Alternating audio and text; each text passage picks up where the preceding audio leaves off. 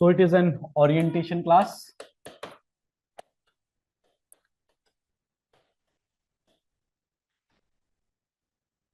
मैंने ग्रुप के अंदर 3 फाइल शेयर की है अभी। एक फाइल तो शेयर की है जिसके अंदर सोशियोलॉजी के 2012 से लेकर 2025 तक के सारे पेपर हैं। एक सिर्फ सिलेबस है और एक और फाइल शेयर की है जिसके अंदर यूनिट 1 है आपके पेपर 1 का। That is a sample file कि किस प्रकार से आपके नोट्स रहने वाले हैं। एक बार आपने इसको ध्यान से देख लेना, बाकी काफी चीजें हम आज क्लास में डिस्कस करने वाले हैं। देखो, सबसे पहले तो इस बात से शुरू कर लेते हैं कि ऑप्शनल सब्जेक्ट क्यों जरूरी है ना। आप बच्चे देख रहे हैं कि आप 40 का लगभग हमारा बैच रहता है ना। अभी 6 बैचेस यहाँ रन हो रहे हैं। शिमला में भी 6 बैचेस रन हो रहे होंगे, धर्मशाला में भी हो रहे होंगे। इसमें सबसे बड़ी बात कि ऑप्शनल की जो तैयारी बच्चा कर रहा है, ये मैं मान के चल सकता हूँ कि वो इस वक्त एटमोस्ट सीरियस बच्चा है, जिसको एक उम्मीद है कि प्रीलिम्स भी क्वालिफाई करना है, मेंस भी क्वालिफाई करना है, इंटरव्यू तक भी पहुंचना है। नहीं तो काफी लोग तैयारी से पहले हाथ खड़े कर देते हैं। ऐसा मैं इसलिए कह रहा हूँ कि देखो, प्रीलिम्स वाली स्टेज तो हमको पता है कि भाई जितनी सीटें आएगी इंटू 20 लोग क्वालिफाई करेंगे, जिसमें जीएस पे आपकी मेरिट बननी है, सी सेट आपने क्या करना है, क्वालिफाई करना है। फिर आपकी मेंस की स्टेज है जिसमें हिंदी का पेपर है, 40 नंबर लेके आने हैं 100 में से। इंग्लिश का पेपर है, 40 नंबर लेके आने हैं 100 में से। आज की डेट में ये भी बहुत बड़ा चैलेंज है कि हिंदी में 40 नंबर नहीं आ रहे। 2 सालों से आप बातें सुन रहे होंगे कि हिंदी में बहुत सारे लोग जो है फेल हो रहे हैं। फिर आपके पास एसए का पेपर आता है। एसए के पेपर में you have to score 50+ marks, that is average marks. GS1 बहुत लेंथी सिलेबस है ना। मैं पहले दिन क्लास में सिलेबस याद करवाता हूँ। तो बहुत लेंथी सिलेबस है, इसमें अगर 90 नंबर या इसके आसपास नंबर आ जाए तो बहुत है। GS2 सेम, अगर 90 मार्क्स आ जाए और कई बार बड़ी टफ मार्किंग होती है तो 40 भी आ जाए तब भी बहुत होता है। और फिर GS3, इसमें आप देख सकते हो कि भाई 100 से 110 तक नंबर लाए जा सकते हैं। ठीक है, इट इज क्वाइट इजी और डायरेक्ट क्वेश्चन यहां से बनते हैं।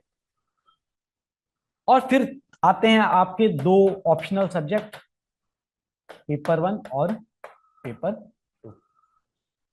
देखो, कुछ तो ऐसे ऑप्शनल है जो जीएस में भी ओवरलैप करते हैं, तो 3-3, 4-4 सवाल उनके आते हैं, जैसे हिस्ट्री हो गया, ज्योग्राफी हो गया एंड सोशियोलॉजी हो गया, क्योंकि इंडियन सोसाइटी में 2 क्वेश्चन आपको डायरेक्ट आने हैं।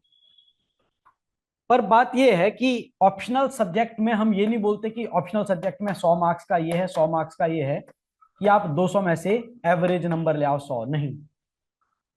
हम मानते हैं कि अगर 130 नंबर नहीं आ रहे हैं ना, तो भाई सिलेक्शन बहुत मुश्किल हो जाएगा। और अगर 150+ नंबर नहीं आ रहे ऑप्शनल में, तो अच्छा रैंक मुश्किल हो जाएगा। पिछले इतने सालों का आप रिजल्ट देखो, अगर आपके 150 के ऊपर नहीं है ऑप्शनल में नंबर, तो सिलेक्शन मुश्किल हो जा रहा है। लास्ट ईयर टॉपर कौन है? इकोनॉमिक्स, नंबर कितने? 180 के आसपास। उससे पहले टॉपर कौन है? एग्रीकल्चर। उससे पहले टॉपर कौन है? हॉर्टिकल्चर। और प्रॉब्लम यह है कि किसी साल इसमें 160 170 नंबर आ रहे हैं, किसी साल मार्क्स ही नहीं आ रहे। फिर हमको ये देखना पड़ता है कि कौन सा ऐसा ऑप्शनल है जो रेगुलरली एटलीस्ट 130+ मार्क्स दे रहा है। इसमें कुछ ऐसे ऑप्शनल थे, जैसे सोशियोलॉजी था, साइकोलॉजी था, इसमें एवरेज, एंथ्रोपोलॉजी, इसमें एवरेज नंबर आ रहे 130 140 नंबर आ रहे। फिर कुछ एक ऑप्शनल है जिसको हम कह रहे हैं कि भाई ये तो चल ही नहीं रहे। PSIR इतने सालों से सिलेक्शन नहीं है, पब्लिक एडमिनिस्ट्रेशन इतने सालों से सिलेक्शन नहीं है। ठीक है। और कुछ ऐसे कि कभी चलते हैं तो एवरेज नंबर आ रहे हैं, हिस्ट्री भी आ रहा है, अब जियोग्राफी और हिस्ट्री में भी मार्क्स वापस आ रहे हैं। तो हम ये मान के चल रहे हैं कि भाई 2-3 चीजें चाहिए हमको। एक तो चाहिए हमको सेफ ऑप्शनल, जो एटलीस्ट 130 देखे जाए। दूसरा चाहिए ट्रेंडिंग भी, कि अभी हमको दिख रहा है कि इतने सालों से इसमें सिलेक्शंस हो रही है, और सिलेक्शंस हो रही है तो हमको एक कंटिन्यूस फीडबैक मिलता है उससे कि लास्ट ईयर टॉपर के कितने मार्क्स। जैसे लास्ट ईयर टॉपर के सोशियोलॉजी के 164 चले गए, है ना। उनसे मेरी पर्सनली बात हुई तो वो कह रहे कि मेरे को उम्मीद थी कि 130 आ जाएंगे, क्योंकि लास्ट ईयर सोशियोलॉजी में मार्किंग अच्छी हुई। उससे पहले टॉपर कितने 135, उससे पहले टॉपर कितने 137, 100, उससे पहले का बेस्ट जो स्कोर था सोशियोलॉजी का दैट वाज 145। समझ रहे हो बात? तो सबसे पहले तो इस स्कीम के अंदर जहां पे आपको पता है कि भाई मेंस में हमारा 900 मार्क्स से 405 तो क्वालिफाइंग है, लगभग आप सेफ सिलेक्शन मान के चलो 450 के आसपास। ठीक है, अगर आप जीएस में इसी एवरेज से नंबर लेके आ रहे हैं 100, 90, 90, 90, तो यहाँ पे नंबर कितने बन रहे हैं आपके ज्यादा से ज्यादा 280। ये बहुत अच्छा स्कोर था, टॉपर का स्कोर है ये। नहीं तो यहाँ कितने नंबर बन रहे होते हैं, सिर्फ और सिर्फ 260। फिर तुम 50 नंबर ऐसे में ले आते हो एवरेज, यहाँ जो टॉपर होता है वो 60 ले आता है, फिर आप पहुंचते हो 310, 320। अब अगर आपने ऑप्शनल में 100 ही नंबर लाया तो आप 420 ही पहुंचे, तो कितने नंबर लाने पड़ेंगे?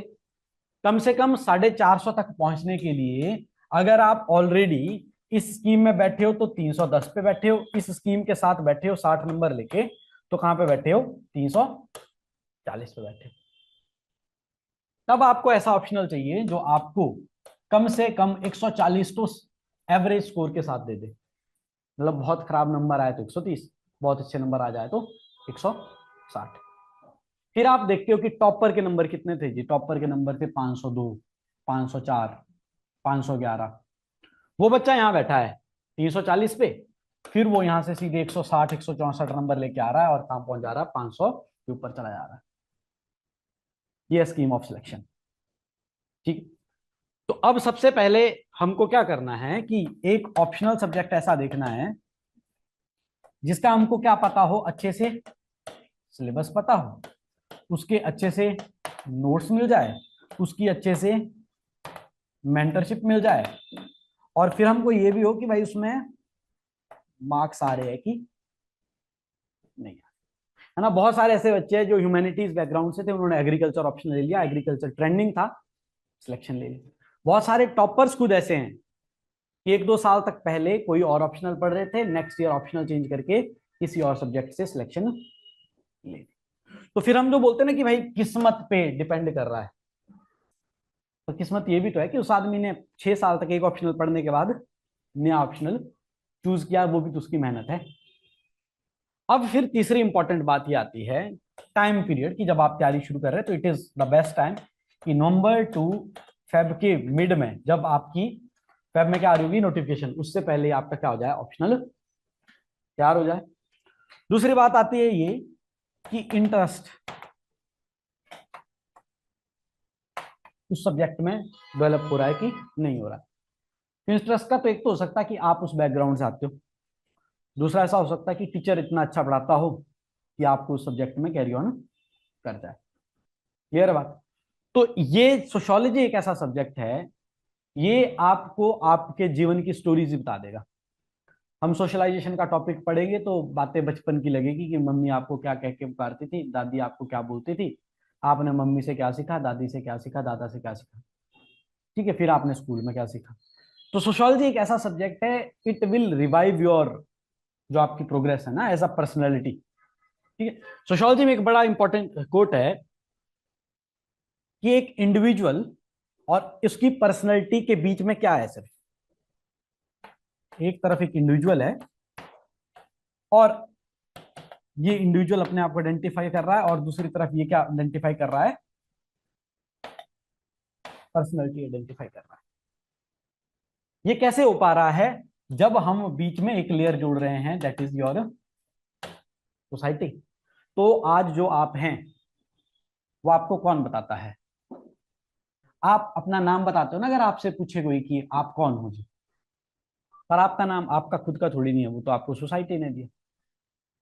तो जिस तरीके से एक इंडिविजुअल को आइडेंटिफाई करने के लिए सोसाइटी नेसेसिटेट है, उसी तरीके से सोसाइटी को जब आपने अंडरस्टैंड करना है तो इस इंडिविजुअल की जर्नी ही अंडरस्टैंड करनी पड़ेगी। That is your scientific way to study the sociology और आइदर सोसाइटी।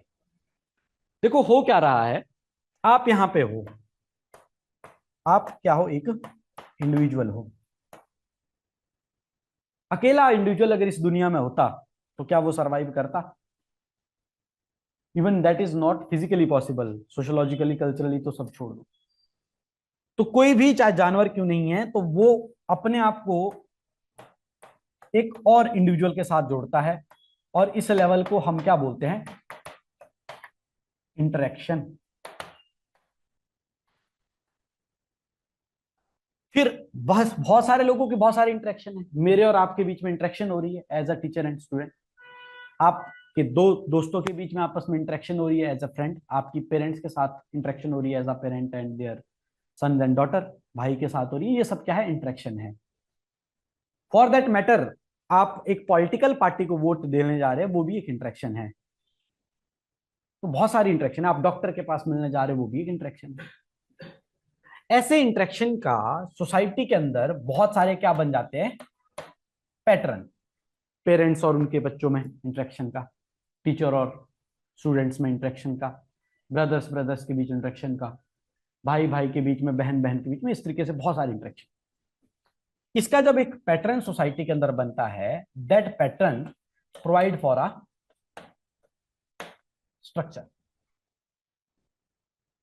एक डेफिनेट तरीका बन जाता है कि पढ़ने के लिए एक बोर्ड लगा होना चाहिए, बेंच लगे होने चाहिए, बेंच पे बच्चे बैठेंगे, बोर्ड पे टीचर जाएगा, ये क्या है, एक स्ट्रक्चर है। अब ऐसी चीजें जब स्टैंडर्डाइज हो जाती है, जैसे डिजिटल क्लासरूम ना पहले पूरे भारत में होंगे नहीं, पर अब स्टैंडर्डाइज हो गए ना। पहले स्कूल का मतलब होता था कि ब्लैक बोर्ड लगा होगा, नीचे टाट बिछी होगी, फिर बच्चे पढ़ेंगे। उससे पहले शायद मतलब होगा कि गुरुकुल में जाएंगे जी बच्चे पढ़ने के लिए।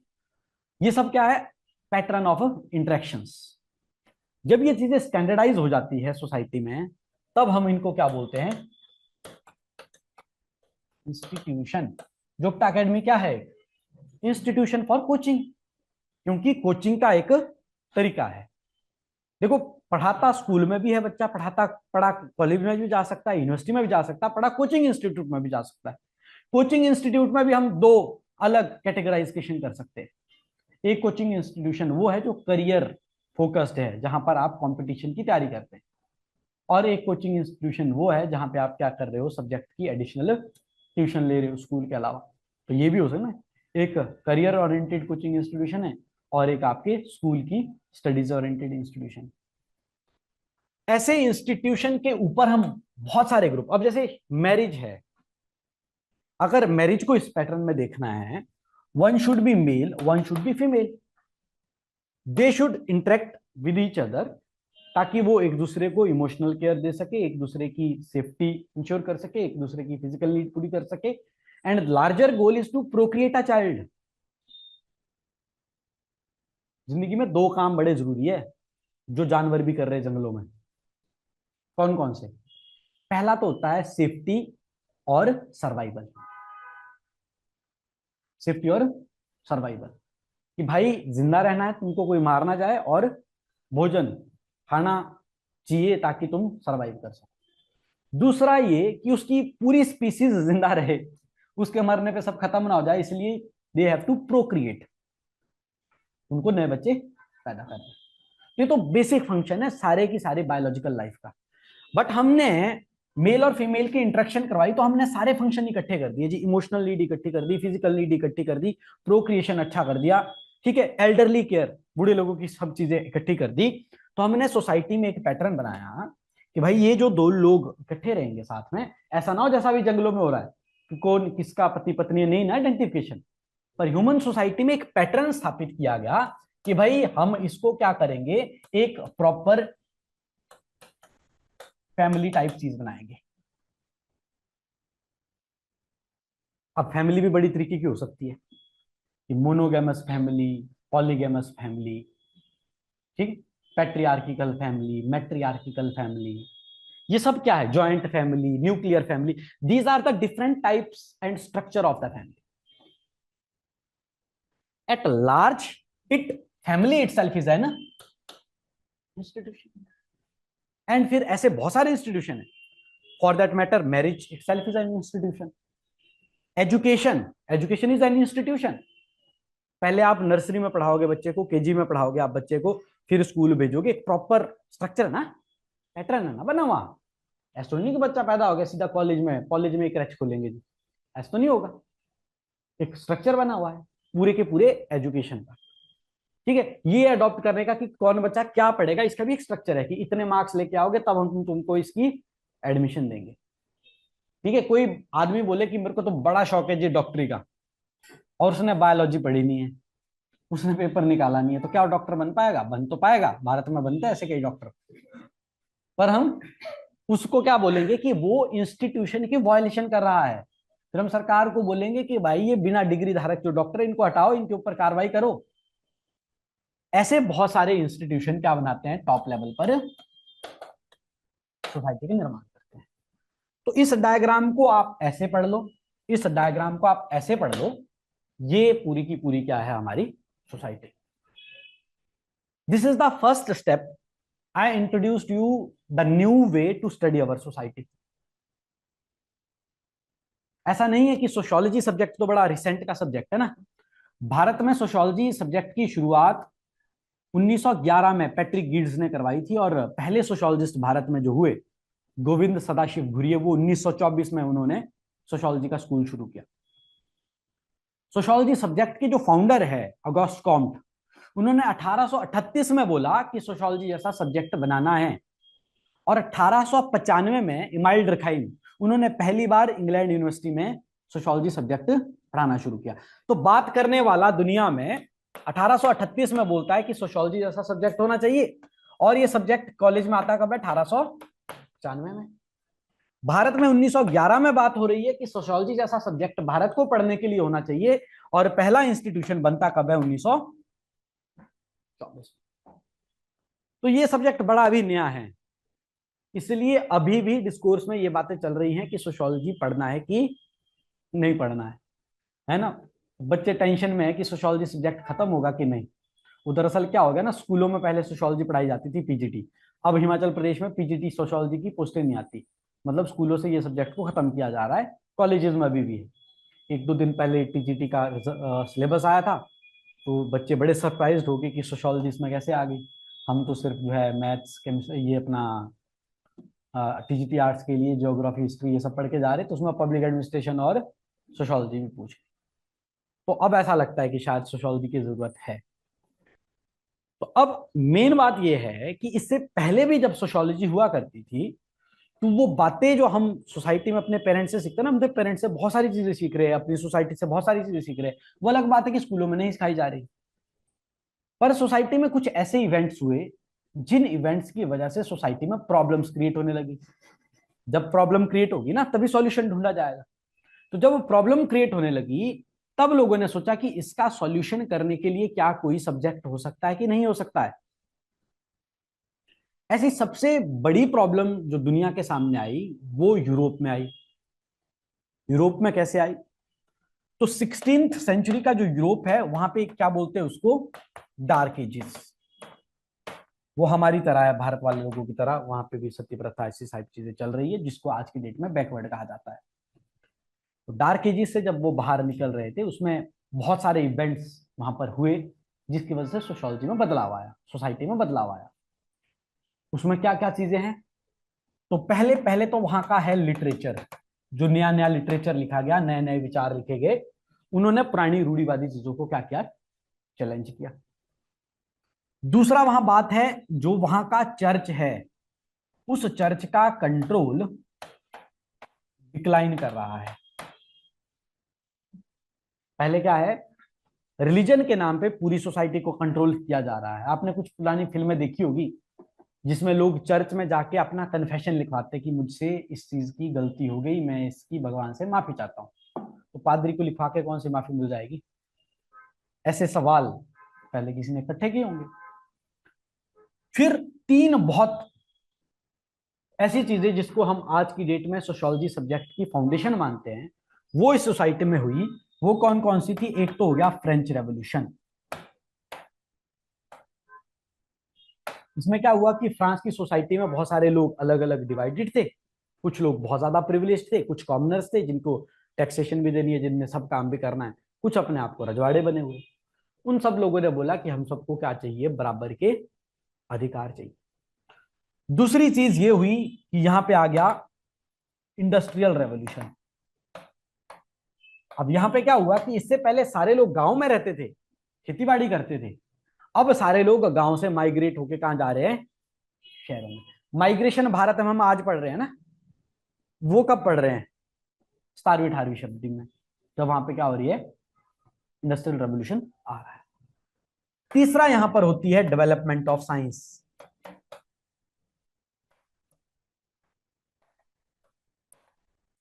अब ये लिटरेचर को तो एक्सेप्ट कर रहे थे, और ये लिटरेचर नेसेसरली किस तरीके का था, लिबरल, सेकुलर, रिलीजन की बात नहीं कर रहा था। गैलीलियो ने जब पहली बार ये बोला ना कि धरती बीच में और सूरज चक्कर मार रहा है, ये बात गलत है, सूरज बीच में और धरती चक्कर मार रही है, उस आदमी को फांसी पे टंगवा दिया, क्योंकि चर्च का ये मानना नहीं था। तो सोचो जब डार्विन ने ये बोला होगा कि भाई आदमी जो है बंदरों से आए हैं, तो फिर उसके खिलाफ कितना प्रोटेस्ट हुआ होगा। और ये कितनी इंट्रिगिंग बात होगी कि रिसर्चर्स ये कह रहे हैं कि आदमी से पहले कौन थे, बंदर थे। तो जो लोग तो भगवान पे विश्वास करते होंगे कि हमें भगवान ने बनाया, उनके लिए तो चैलेंज है ना। भारत में भी आज गांव में ऐसे लोग मिल जाएंगे कि साइंस क्या बोलती है, कितने झूठे लोग हैं कि लोग बंदरों से इवॉल्व हुए। पर मैं, आप मानते हैं कि हम बंदरों से इवॉल्व हुए? क्यों मानते हैं? क्योंकि साइंस की किताब में 9वीं 10वीं में लिखवाया हुआ था कि इवोल्यूशन का प्रोसेस कैसे होता है। हम ये बात मान लेते हैं कि single cell body was amoeba, वहां से जो है ये सब मल्टी सेलुलर बॉडीज बनी, हम ये एक्सेप्ट कर लेते हैं ना बात, समझ रहा। एक वो मीम और वायरल चलता है जिसमें एक छोटा सा बच्चा कहता है कि आज स्कूल में कोई बड़का अफसर आया था, बड़ा बकलोल आदमी था, वो कह रहा था कि धरती सूरज के चारों तरफ आकाश गंगा में चप्पल जो है चक्कर मार रही है। तो चप्पल उछाल के फेंकता, देखो कहाँ लटक रही है धरती, जब चप्पल नहीं लटक सकती तो धरती कैसे लटकेगी। तो ये दोनों क्या है, एक कॉन्ट्रास्टिंग डिफरेंस है। जब ऐसे बहुत सारे मुद्दे सोसाइटी में पैदा हुए तो इसको पढ़ने की कोशिश करने वाला आदमी सबसे पहले तो पागल हुआ होगा। तो ये बात सत्य है कि अगस्त कॉम्टे 1831 से लेकर 1833 तक पागल खाने में है, और दवाइयां ले रहे हैं एंजाइटी डिप्रेशन की कि भाई ये आदमी पागल हो चुका है, इसको रिवाइव कर। उससे पहले वो सेंट साइमन के साथ काम कर रहे हैं, उनके ऑफिस के सेक्रेटरी हैं, तो उनके साथ पॉलिटिकल फिलोसफीज के ऊपर काम कर रहे हैं। तो जब वो उन चीजों से बाहर निकले, उनने सब लिखा, तो उन्होंने सबसे पहले 72 लेक्चर का सोशियोलॉजी का डिस्कोर्स डिस्कस करने के लिए एक लेक्चर सीरीज बनाई, और उस वक्त के यूनिवर्सिटीज में जाके वो पढ़ाई बच्चों को कि मैंने इस तरीके से कुछ काम किया है। तो पहली बार उन्होंने ये बात की कि भाई सोसाइटी में बड़ी भारी प्रॉब्लम आ रही है, लोग गांव से जब शहरों में आ रहे हैं, अर्बन सिटीज में आ रहे हैं, तो बहुत बड़ी चैलेंजेस है। वो हाइजीन में नहीं रह पा रहे, उनकी फैमिली के रिलेशन खराब है। इससे पहले सिर्फ पुरुष काम कर रहे थे, महिलाएं घर पे काम कर रही थी, अब पुरुष महिला दोनों को नौकरी मिल रही है, वो अपने बच्चों के लिए टाइम नहीं दे पा रहे, उनकी पढ़ाई के लिए टाइम नहीं दे पा रहे। सिर्फ एक ही कोशिश हो रही है कि बस जहां पे भी फैक्ट्री लगी है काम मिल जाए। और अब लोगों की इज्जत नहीं रही है, इज्जत किस चीज की है, मशीन की। इसकी वजह से फैमिली में फर्क पड़ा। अब जैसे मान लो आज की डेट में न्यूक्लियराइजेशन ऑफ फैमिली हो रही है ना, उसका पहला कारण क्या है कि सभी लोग पढ़ रहे हैं। सभी लोग पढ़ रहे हैं तो सभी लोगों को नौकरी चाहिए, नौकरी घर बैठे मिलेगी नहीं, और पढ़ा लिखा आदमी खेती बाड़ी करना नहीं चाहता तो गांव से बाहर निकलेगा।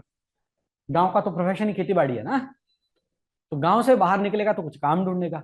अच्छा, जहां काम ढूंढेगा वहां पे कंपटीशन इतना है कि कम खर्च में 14,000 15,000 20,000 कमाने वाला गांव में आदमी अमीर है, तो उसको फर्क नहीं पड़ता कि मेरा पड़ोसी 1 लाख कमा रहा नहीं कमा रहा, वो तो उसने भी इतना ही खाना, मैंने भी इतना ही खाना, इसके पास भी उतनी जमीन है, मेरे पास भी इतनी जमीन है। क्लियर बात। बट शहर में 50,000 1 लाख कमाने वाला आदमी भी गरीब है, तो वो उतनी बड़ी फैमिली को सपोर्ट नहीं कर सकता, इसलिए उसको क्या करनी पड़ती है, न्यूक्लियर फैमिली अडॉप्ट करनी पड़ती है। ऐसे चेंज आज हमको भारत में दिख रहे हैं, ऐसे चेंज तब कहां आए, यूरोप की सोसाइटी। जब इतने सारे चेंजेस दिखे, लोग पहले क्या होता था कि क्राइम नहीं करते थे इस डर से कि भगवान देख रहे हैं, अब भगवान पे विश्वास ही नहीं। लोग बोल रहे हैं कि भगवान कौन होता, हम तो बंदर से आए हैं, ठीक है, इसलिए क्राइम कर सकते तो करो, वैसे कंपटीशन बहुत है, गरीबी बहुत है। तो ऐसे सब बहुत सारे जब सवाल उसके दिमाग में उठे, तो वो ये बोलता है कि देखो, एक मेरे को क्वीन ऑफ साइंसेस बनानी है,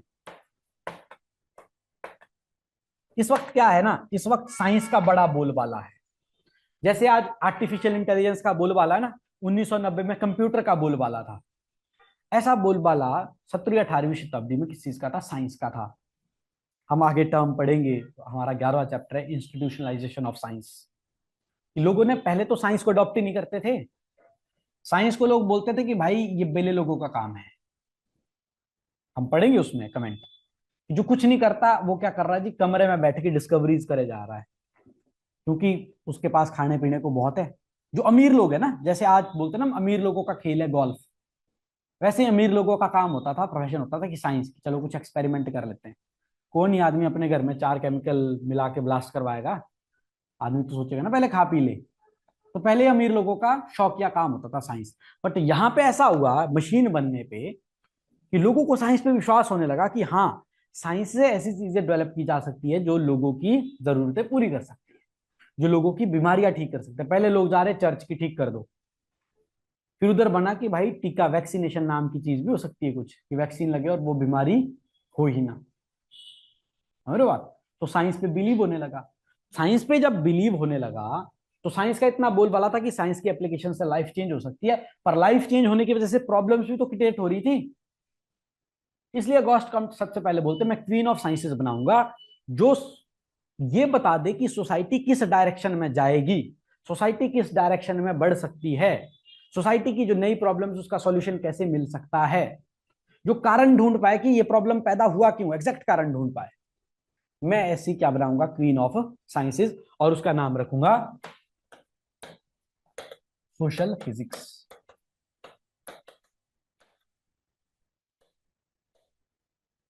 ये बोलता सबसे आसान साइंस है मैथ। क्यों? बोलो फॉर्मूला लगाना, आंसर निकल गया। अच्छा, ये सबसे टफेस्ट साइंस तो सोशोलॉजी को बताता है, ये बोलता है कि इससे सेकंड टफेस्ट बायोलॉजी हो सकता है या एस्ट्रोलॉजी हो सकता है। इसका डिस्कोर्स समझने का अलग है।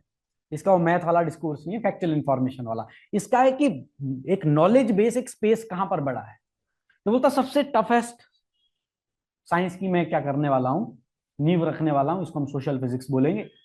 जिसको हम क्या पढ़ेंगे कि जैसे मैथ वाले कॉन्स्टेंट्स एंड वेरिएबल्स पढ़ते हैं ना, वैसे करके मैं क्या पढ़ूंगा, सोसाइटी के स्टैटिक्स एंड डायनेमिक्स। कुछ चीजें सोसाइटी में क्या है, स्टैटिक है, और कुछ चीजें क्या है सोसाइटी में। यहां से शुरुआत होती है। फिर जैसे कार्ल मार्क्स थिंकर है, कार्ल मार्क्स ऐसे थिंकर है कि जो पॉलिटी में भी पढ़ रहे हैं, इकोनॉमी वाले भी पढ़ रहे हैं, सोशोलॉजी वालों ने भी बोला, थोड़ा श्रेय यहाँ भी लिख लेते हैं आपका। मैक्स वेबर एक थिंकर है, वो पेशे से बायोलॉजिस्ट है, पर वो भी समाज की चिंताओं से ग्रसित है, उसके ऊपर एसेज लिख रहे हैं। बाद में हमने उनको क्या बना दिया, फाउंडिंग फादर। ऐसे ही एक और थिंकर है हर्बर्ट स्पेंसर, वो डार्विन को बोलते हैं कि डार्विन जब ये बोल सकता है कि अलग अलग अंग जोड़ के एक बॉडी बनती है, इस हाथ का अपना काम है, टांग का अपना काम है, बाजू का अपना काम है, ऐसे ही करके सोसाइटी में भी ऐसे बहुत सारे क्या है, अलग अलग स्ट्रक्चर्स है जिनको जोड़ के सोसाइटी बन सकती है। तो उसने बोला नहीं नहीं, ये सोशल फिजिक्स वगैरह कुछ नहीं है, सोशल डार्विनिज्म पढ़ो।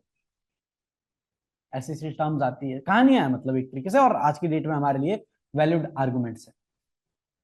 फाइनली एक आदमी आता है इमाइल डरखाइम। ये यूनिवर्सिटी का जो मैनेजमेंट कमेटी है उनको विश्वास दिलाता है कि ये एक डेफिनेट सब्जेक्ट है, इसके ऊपर क्या किया जा सकता है, एक डिसिप्लिन बनाया जा सकता है, और हम इससे बहुत सारी प्रॉब्लम्स क्या कर पाएंगे, सॉल्व कर पाएंगे।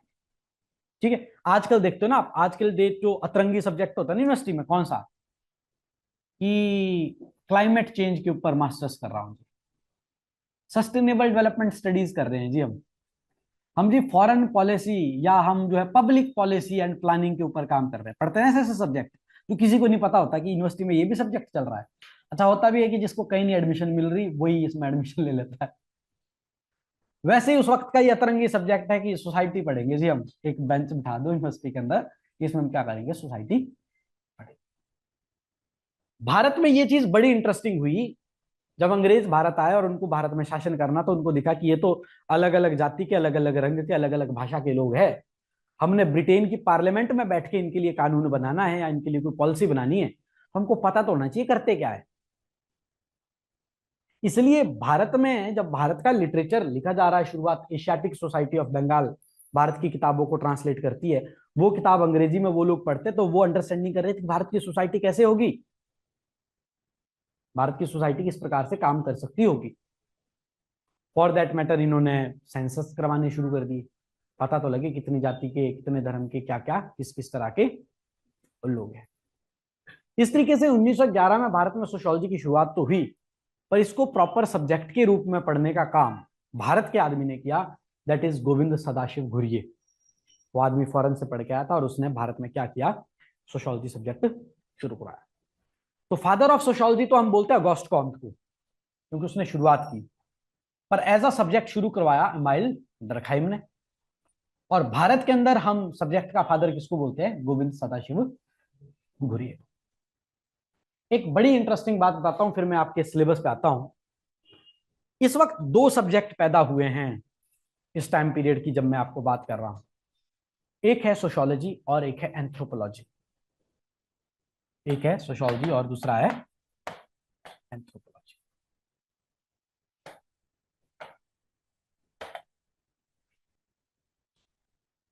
इन दोनों की डेफिनेशन में डिफरेंस क्रिएट करने से ही आपको पता लग जाएगा कि इन सब्जेक्टों का शुरुआत कैसे। जब यूरोपियन प्रॉब्लम्स को सॉल्व करने के लिए हम सब्जेक्ट या साइंस की कोशिश कर रहे थे, डिसिप्लिन बनाने की कोशिश कर रहे थे, तो हमने बोला कि study of society is sociology. अच्छा, अब अंग्रेज लोग बोले कि भाई हम लोग तो क्या है, सिविलाइज्ड लोग। ये कौन है, सिविलाइज्ड लोग है पहले से ही, इनको सब कुछ आता है, ऐसा इनका मानना है। ये लोग बोले हमसे भी प्रिमिटिव लोग हैं,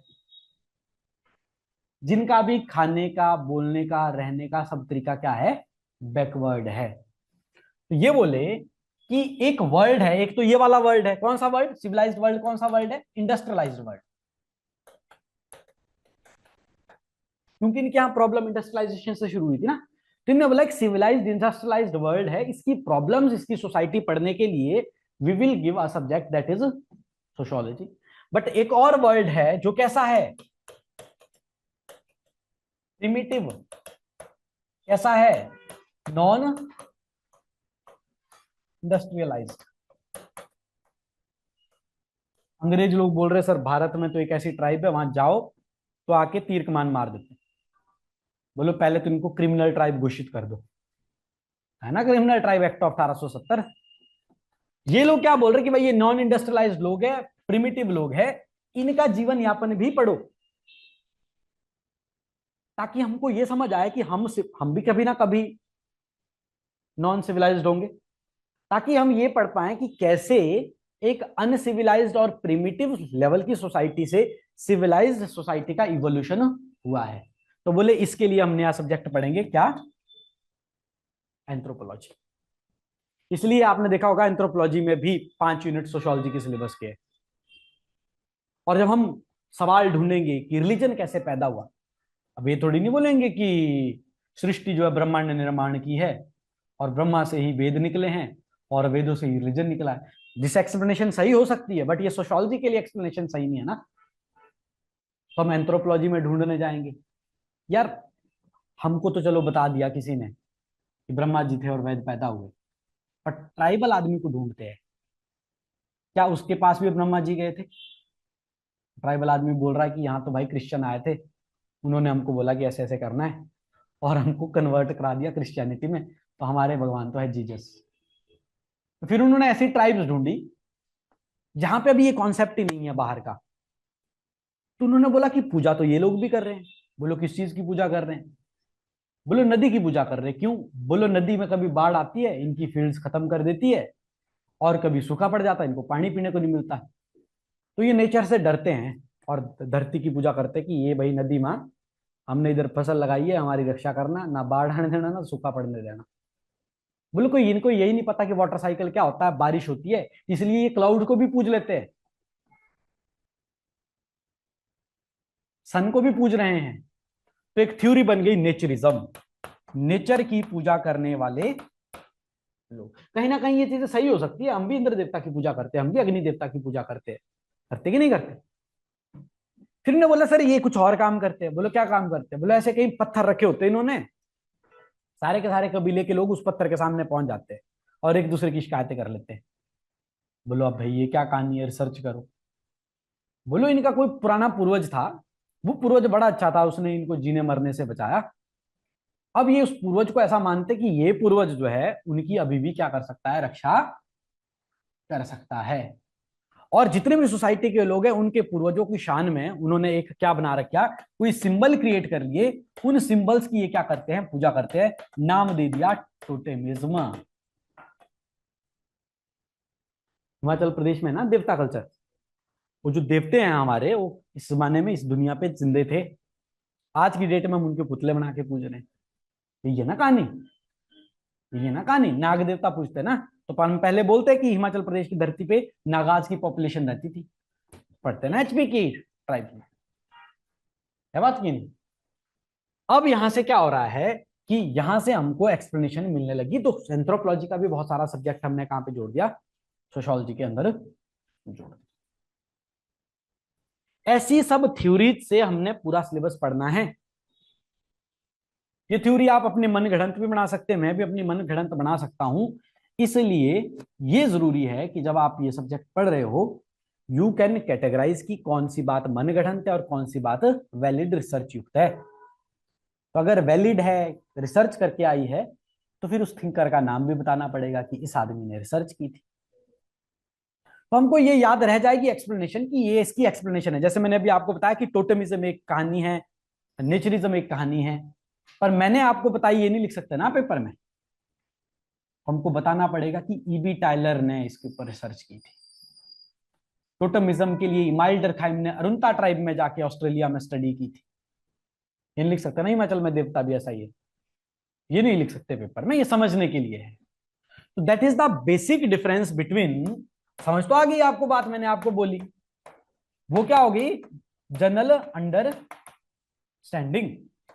what is the difference between general understanding and sociology, कि भाई यहां पर जो मैं बात बोलूंगा that should be a valid argument. और वैलिड आर्गुमेंट कैसे बनता है, तो आदमी रिसर्च करेगा, उसको पब्लिश करेगा। और इस वैलिड आर्गुमेंट और रिसर्च और पब्लिश करने में जो हमको कॉमन सेंस लगती है, ये कई बार गलत साबित हो जाती है। एक ऐसा ही आपको मैं एग्जांपल देता हूं, कास्ट सिस्टम अच्छा है कि बुरा है? हुँ? सिर्फ एक कारण को छोड़ के, अनटचेबिलिटी को छोड़ के, बाकी सभी कारणों में कास्ट सिस्टम सही है। अच्छा, इससे आसान सवाल कर लेते हैं, कास्ट सिस्टम शहरों में ज्यादा होता है कि गांव में? तो कैसे तय करेंगे शहर वाला सही है कि गांव वाला सही? अब इसमें रिसर्च करनी पड़ती है। तो वाराणसी के अंदर नर्मदेश्वर प्रसाद ने एक स्टडी की, उसने शहर के सारे प्रोफेसर लॉयर्स को बुलाया और उनसे जातिगत जितनी भी चीजें हो सकती थी सवाल पूछे। तो उसने ये अडॉप्ट किया कि ये सब लोग पढ़ लिख के लॉयर्स प्रोफेसर बन गए, इन लोगों के अंदर जो कास्ट कॉन्शियसनेस है वो मजदूरों से भी ज्यादा है, जो पढ़े लिखे लोग हैं। दूसरा, इन्होंने आइडेंटिफाई किया कि ये शहर में लोग आए हैं, इन्होंने यहाँ पे अपनी क्या बना दी है, कास्ट की सभाज। ये जी ब्राह्मण सभा है, ये जैन सभा है। चंडीगढ़ में देखते हो ना आप, ये वाली धर्मशाला ब्राह्मणों की है जी, ये वाली सूदों की है जी, ये तो जैनों की है जी। गांव में होता है ऐसा?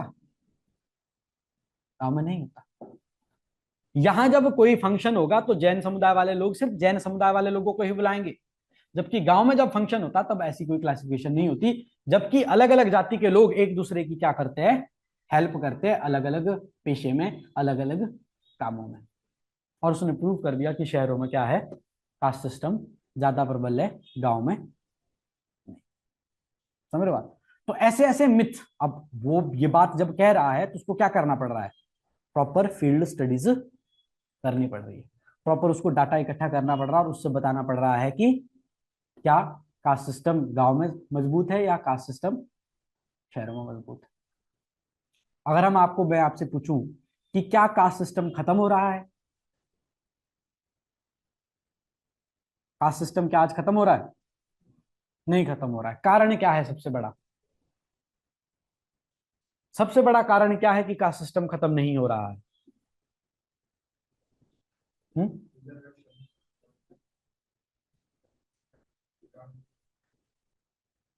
पर वही है कि हो तो 10 कारण है, पर सबसे बड़ा कौन सा है? एक चीज जिसमें तुम अपनी जाति भूल ही नहीं सकते, एंडोगेमी। शादियां सिर्फ जो है सेम जाति के अंदर होती है, समझ रहे हो बात? आईएएस की भी शादी की एड छपी होती है ना, वो भी अच्छी जाति लिख लेता है कि वाली जाति के हैं। खैर, इसमें एक व्यक्ति ने वे फॉरवर्ड लिखा कि भाई भारत में एक नई जाति पैदा हो रही है, आईएएस डॉक्टर जाति। क्योंकि एक आईएएस आईएएस से ही शादी करता है, एक डॉक्टर डॉक्टर से ही शादी करता है, तो कल घड़ी को एंडोगेमी का नया स्ट्रक्चर निकल के आएगा कि दो जातियों के बीच में नहीं, दो सेम तरह के प्रोफेशन के बीच में शादियां हो सकती है। दूसरा सबसे बड़ा कारण गवर्नमेंट की पॉलिसीज। गवर्नमेंट ये तो बोलती है कि आप एक दूसरे के ऊपर जातिगत टिप्पणी नहीं कर पाते, पर गवर्नमेंट ये भी तो आइडेंटिफाई करवाती है कि किस व्यक्ति की क्या जाति है। वो चाहे रिजर्वेशन बेनिफिट के लिए है, वो चाहे और बेनिफिट्स के लिए, वो चाहे पॉलिटिक्स के लिए है। अभी तो जो सेंसस की डिमांड हो रही है वो इसलिए हो रही है ताकि बिहार में ये जोड़ा जा सके कि कौन सी जातियों की कितनी पॉपुलेशन और कितनी वोटें आ सकती है। समस्या यहां तक होगी कि 1931 में हमारे यहाँ 3700 जातियां थी। सेंसस 2011 में पहले तो 81 लाख नाम आ गए जातियों के। फिर बोले नहीं, स्पेलिंग मिस्टेक होगी, ठीक करते हैं। बोलो चलो करो करो, ठीक करो। फिर भी 46 लाख जातियां भारत में अभी भी है।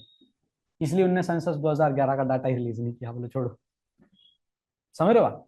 तो ये सब प्रॉब्लम्स है, और ये सब प्रॉब्लम्स तभी ठीक हो सकती है जब आपने क्या किया हो, प्रॉपर इस चीज के ऊपर रिसर्च की। समझ रहे हो आप? तो ये समझ आ गया कि हम सोशोलॉजी में करने क्या वाले हैं। अब देखो, एक तो मैंने ये वाली फाइल आपको भेजी है, PYQs। देखो मेरे नोट्स बनाने का क्या तरीका रहेगा, ये मैंने कंबाइंड फाइल भेजी है उन बच्चों के लिए भी जो नए हैं, जो पुराने भी है। मैं क्या करता हूं कि सिलेबस तोड़ के जितने सवाल आज तक आए सारे लिख लिए। फिर इससे क्या होगा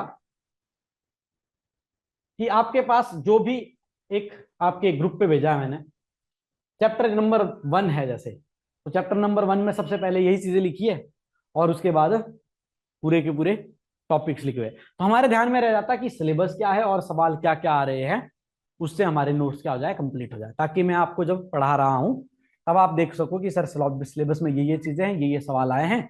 और क्लास में हम हर क्वेश्चन पे भी डिस्कशन कर पाए, ये टॉपिक पे तो डिस्कशन करेंगे, हम हर क्वेश्चन पे भी डिस्कशन कर पाए कि क्या ये हमने जो क्लास में पढ़ा, हमारे जो नोट्स में है, उससे एड्रेस हो पा रहा है कि नहीं। क्लियर बात? दूसरी चीज मैं आपको बताना चाह रहा हूं, अपना सिलेबस के ऊपर जो हम काम करने वाले हैं। सिलेबस बड़ा ब्रीफ है, किस प्रकार से कि पहले यूनिट के अंदर 12, पहले पेपर के अंदर 12 यूनिट हैं। एक चीज दिखी, और एक और लाइन पढ़ना जरूरी है। The candidate will be accepted to illustrate theory by facts and to analyze problem with the help of theory. They will be accepted to particularly conservant with Indian problems. मतलब इस पेपर 1 में आप क्या कर सकते हो, इंडियन प्रॉब्लम्स को add कर सकते हो। एक जो मैं बड़ी इंपॉर्टेंट चीज सिलेबस में दिखाना चाह रहा हूं, अब इसके बाद हम सिलेबस ही डिस्कस करेंगे, वो ये कि इन 12 में से 4 चैप्टर्स ऐसे हैं जो पेपर नंबर 2 में रिपीट हो जाते हैं। पहला चैप्टर तो यही है आपके पास,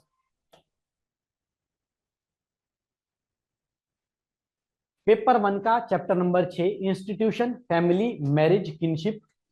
3 टॉपिक्स है। फिर forms, function, their changing dimension, education, religion, power and authority. ये यहां पर लिखा है, और इसके एंड में लिखा था कि candidate should be conversant with Indian problems.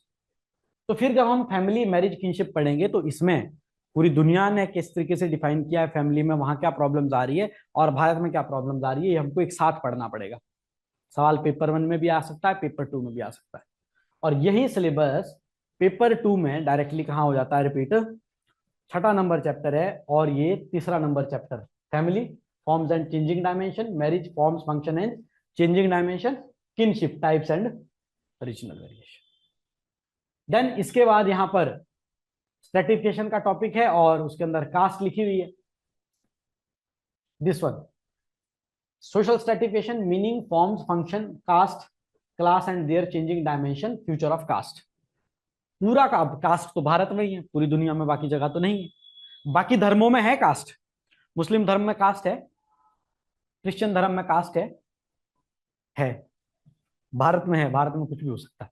तो ये कास्ट जो है पेपर 1 का टॉपिक भी है और हमको यहां पर पेपर 2 में भी पढ़ना है, origin of caste, socio economic cultural dimension, inequality और सारे के सारे इसके अलाइड इशू।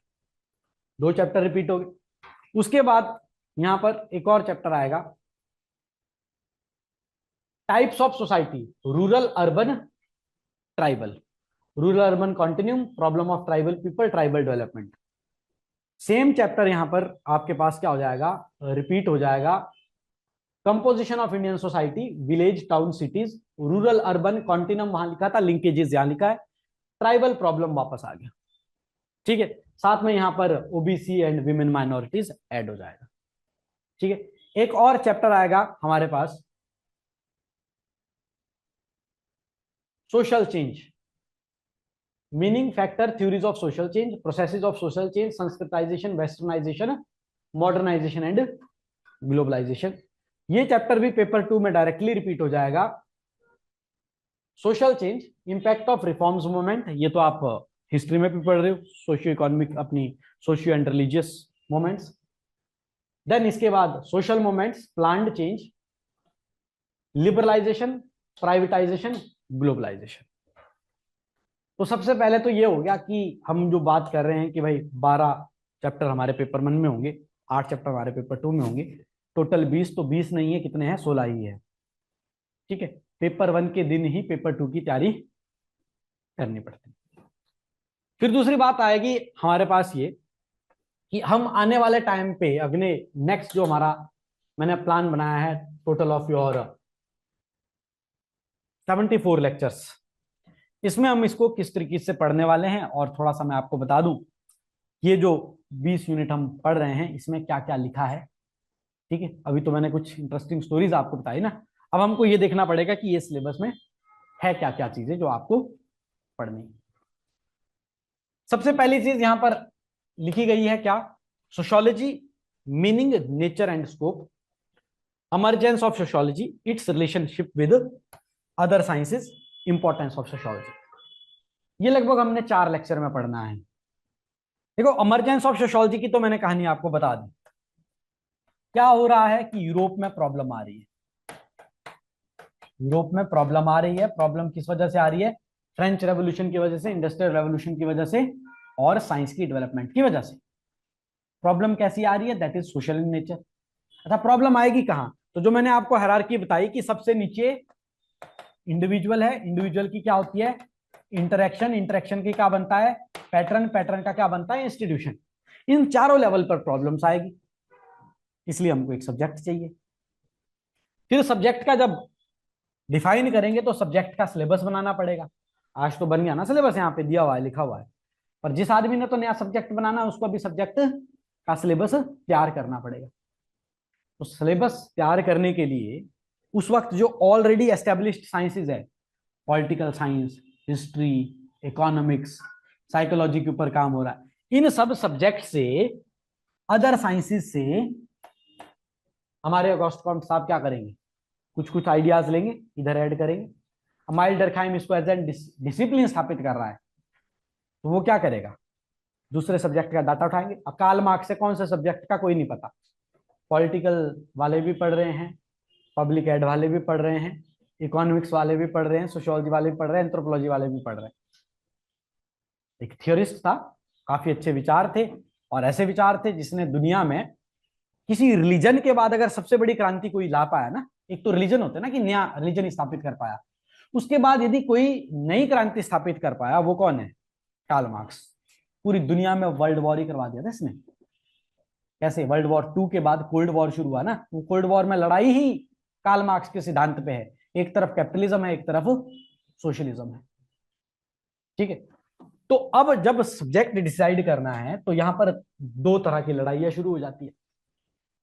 एक धड़ा तो बोलता है कि भाई जितने बाकी सब्जेक्ट है इन सबसे सब्जेक्ट मैटर लेते हैं और सोशियोलॉजी बनाते हैं, क्योंकि आदमी पैसे खर्चता है। ये सिर्फ इकोनॉमिस्ट की प्रॉब्लम नहीं है, ये एक सोशियोलॉजिस्ट की प्रॉब्लम है। सोशियोलॉजिस्ट की प्रॉब्लम कैसे है कि आदमी अगर ज्यादा पैसे खर्चता है तो क्यों खर्चता है, कम पैसे खर्चता है तो क्यों खर्चता है, और आदमी किस दिन पैसे खर्चता है ये किसको पता? सोशियोलॉजिस्ट को। आज की डेट में मार्केटिंग एजेंसीज आती है ना, वो सोशियोलॉजिस्ट को हायर करती है। जब कोई कंपनी ऐड बनवाती है ना अपनी, तो सोशियोलॉजिस्ट से रिव्यू करवाती है कि बताओ क्या इंडिया की सोसाइटी में ये ऐड चलेगी कि नहीं चलेगी। कई एड्स नहीं होती ऐसी, इसमें जो है एक प्रॉपर मीनिंग होता है कि सीमेंट की ऐड करवा रहे थे, दो भाइयों ने आपस में बीच में एक वॉल तोड़वा दी, अब वो वॉल टूट ही नहीं रही है। तो सीमेंट को इस नाम से बेचा जा रहा है कि भाई अगर जॉइंट फैमिली में रहना चाहते हो तो पक्के सीमेंट का घर बनाओ ताकि टूटे ना। है ना सोशियोलॉजिकल एंगल।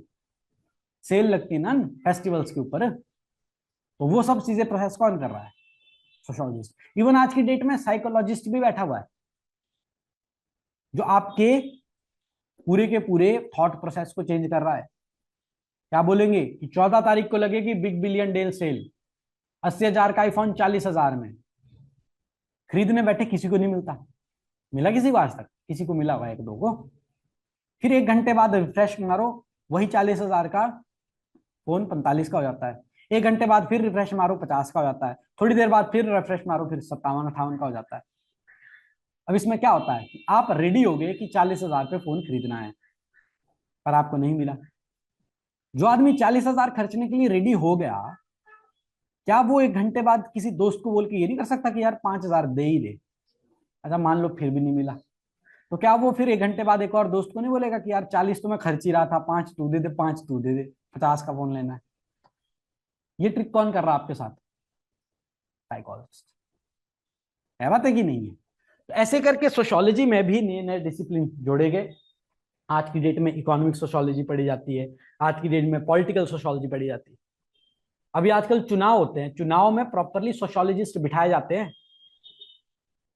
जैसे बिहार में चुनाव हुआ तो अखिलेश यादव ने बोला कि अब जो वोट चोरी है इसका जवाब पीडीए प्रहरी देगा।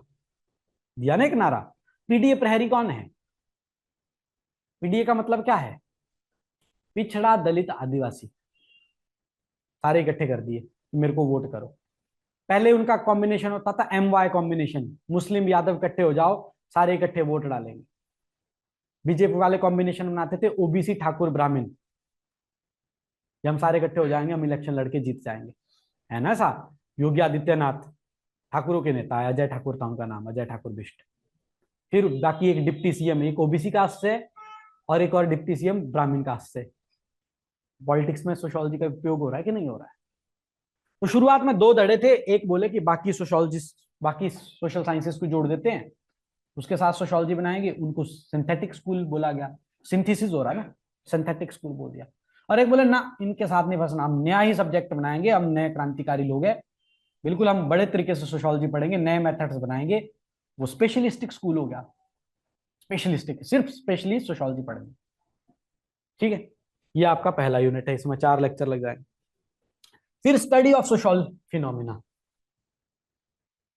कि पढ़ तो लेंगे सोशियोलॉजी, नया सब्जेक्ट बनाएंगे कि मैरिज मोनोगेमी ही क्यों हो रही है, पॉलीगेमी नहीं हो सकती। या मैरिज में आजकल बोल रहे डाइवोर्स रेट बड़े हो रहे जी, तो पढ़ना पड़ेगा ना, डाइवोर्स रेट बड़े होंगे। ठीक है, कोई अनपढ़ आदमी गांव का बोल देगा कि आजकल की महिलाएं पढ़ गई है और ये डाइवोर्स मांग रही है। अरे तो क्यों मांग रही है ये भी तो पता करो, तो पढ़ा ही क्यों रहे हो, मत पढ़ाओ। ये भी एक आइडिया हो सकता है ना। तो ये आइडेंटिफाई करना पड़ेगा उस सोशल फिनोमिना को, उस सोशल फिनोमिना को। डाइवोर्स इसलिए नहीं हो रही कि महिलाएं डाइवोर्स मांग रही है, डाइवोर्स इसलिए हो रहे हैं कि पुरुषों के दिमाग से पैट्रियार्की अभी गई नहीं है। जिस दिन चली जाएगी उस दिन ठीक हो जाएगा काम। ये भी तो एक कारण हो सकता है, ऐसे 10 कारण और हो सकते हैं। कारण एक ये भी तो हो सकता है कि जॉइंट फैमिली के अंदर अटमोस्ट बर्डन महिलाओं के ऊपर है। अब तो कम रही ना जॉइंट फैमिलीज, जहां पे है एक रिसर्च हमें मिलेगी लीला दुबे के अंदर, उसमें हम बोलेंगे कि महिलाओं के ऊपर डबल बर्डन है। ठीक है। फिर इसके लिए सोशल रिसर्च कैसे करनी है, और सोशल रिसर्च कैसी होनी चाहिए, scientific method, mean median mode निकालना पड़ेगा ना। अब 1,000 लोगों से कुछ पूछोगे तो 1,000 का एक ही थोड़ी ना आंसर निकलेगा, 800 का कुछ होगा, 600 का कुछ होगा, 500 कुछ अलग अलग आइडिया से देंगे। उसके लिए आप पढ़ते हो स्टैटिस्टिक्स में mean median mode, standard deviation, variance, ये सब चीजें क्या है, साइंटिफिक टूल्स है। जैसे क्वेश्चनेयर करवाते हैं ना, एक ओपिनियन पोल करवा लिया, ये भी एक सोशोलॉजिस्ट का मेथड है। एग्जिट पोल आता ना कि कौन सी पार्टी जीतेगी, एग्जिट पोल है।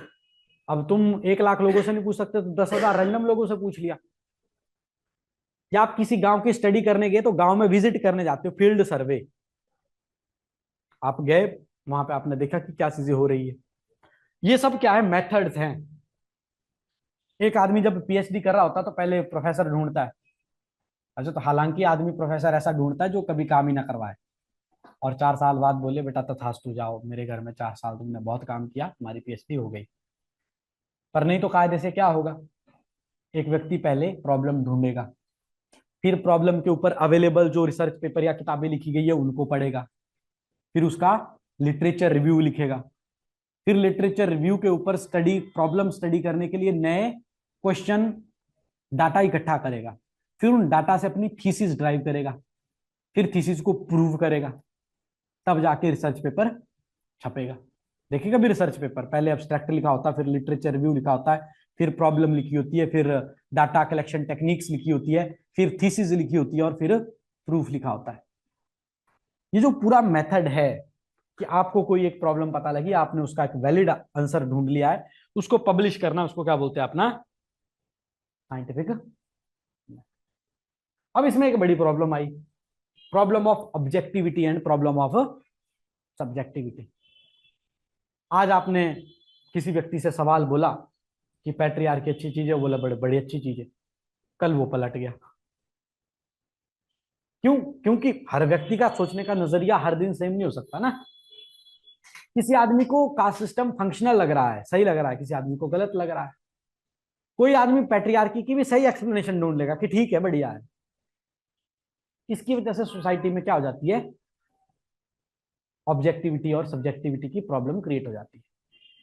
इसमें एक बड़ी क्लासिक स्टडी आती है कि मैक्सिको विलेज की स्टडी हुई, 2 आदमी बढ़िया ट्रेंड अच्छे प्रोफेसर, एक का नाम था रॉबर्ट रेडफील्ड, एक का नाम था ऑस्कर लुइस।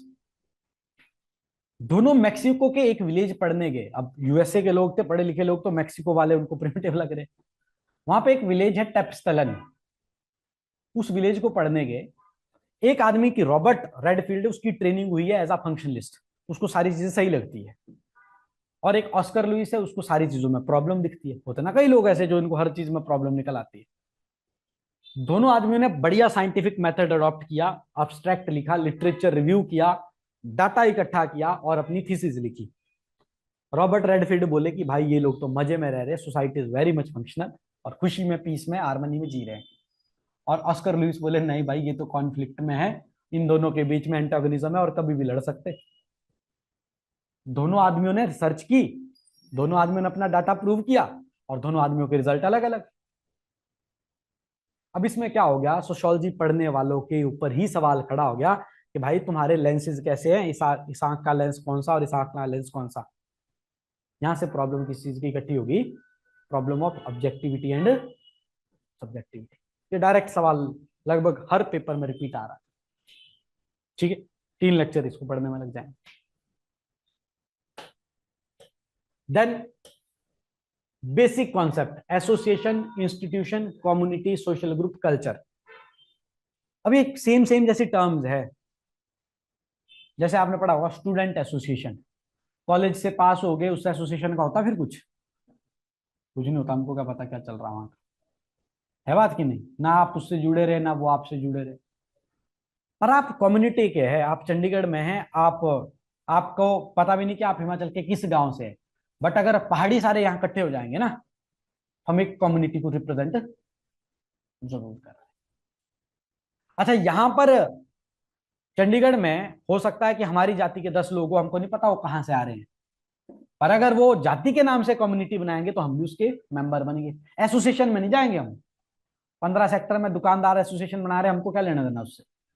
और हो सकता है कि ब्राह्मण कम्युनिटी यहाँ इकट्ठी होगी तो हम भी चलेंगे, ठाकुर कम्युनिटी इकट्ठी होगी हम भी चलेंगे, पहाड़ी कम्युनिटी इकट्ठी होगी हम भी चलेंगे। फिर इंस्टीट्यूशन, क्या पता 15 सेक्टर की सारी कोचिंग एकेडमी इकट्ठी हो जाए। ये क्या है? इंस्टीट्यूशन, एजुकेशनल इंस्टीट्यूशन इकट्ठे हो गए ना। मैरिज एक इंस्टीट्यूशन है प्रॉपर, फैमिली एक इंस्टीट्यूशन है प्रॉपर।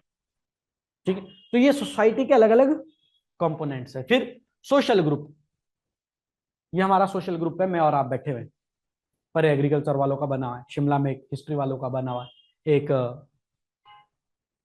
ज्योग्राफी वालों का बना हुआ है। ये अभी के लिए सोशल ग्रुप है। 3 बजे ये वाला सोशल ग्रुप खत्म, 5 बजे अलग अलग क्लासरूम में चले गए, अपने अपने क्लासरूम में चले गए, वो एक और सोशल ग्रुप है। क्लास से गए, 7 बजे गए, let's suppose you went to gym, gym में 4 लोग तुम्हारे और दोस्त है, वो एक और सोशल ग्रुप बन गया। 8, 8:30 बजे you went to your PG, वो तुम्हारा एक और सोशल ग्रुप बन गया। ये क्या है? Social group. अब इन सब जगह पर एसोसिएशन का मतलब कुछ और है, मकसद कुछ और है, काम करने का तरीका कुछ और है। सोशल ग्रुप का मकसद कुछ और है, जगह कुछ और है, काम करने का तरीका कुछ और है। कम्युनिटी का मकसद कुछ और है, काम करने का तरीका कुछ और है। इंस्टीट्यूशन का मकसद कुछ और है, काम करने का तरीका कुछ और है। और इन सब चीजों को जोड़कर क्या बनता है? हमारा कल्चर। ठीक है बात? तो कल्चर में फिर और बहुत सारी चीजें हैं।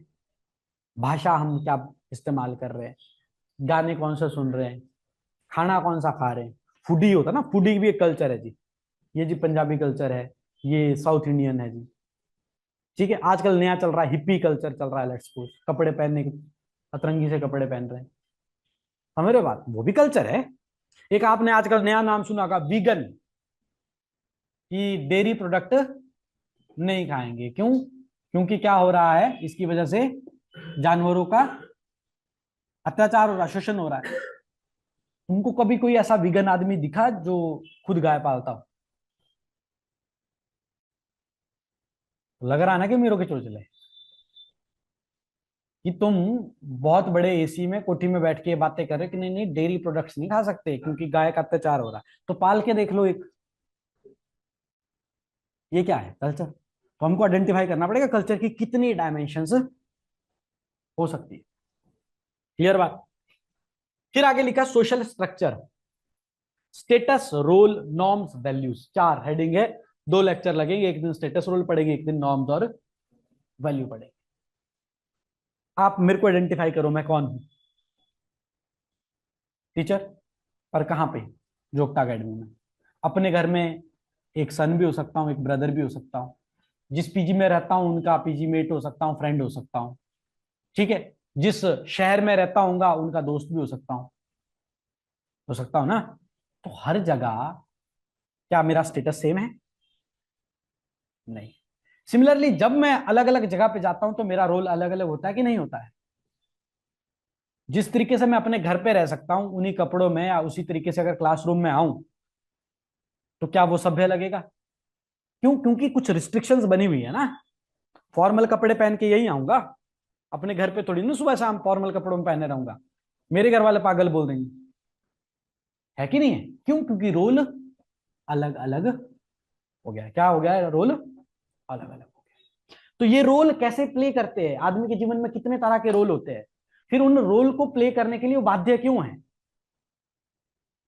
इन सबके पीछे की क्या ढूंढनी है हमको? फिर हमको ये ढूंढना है कि रोल की वजह से मेरा स्टेटस बना या स्टेटस की वजह से रोल बना।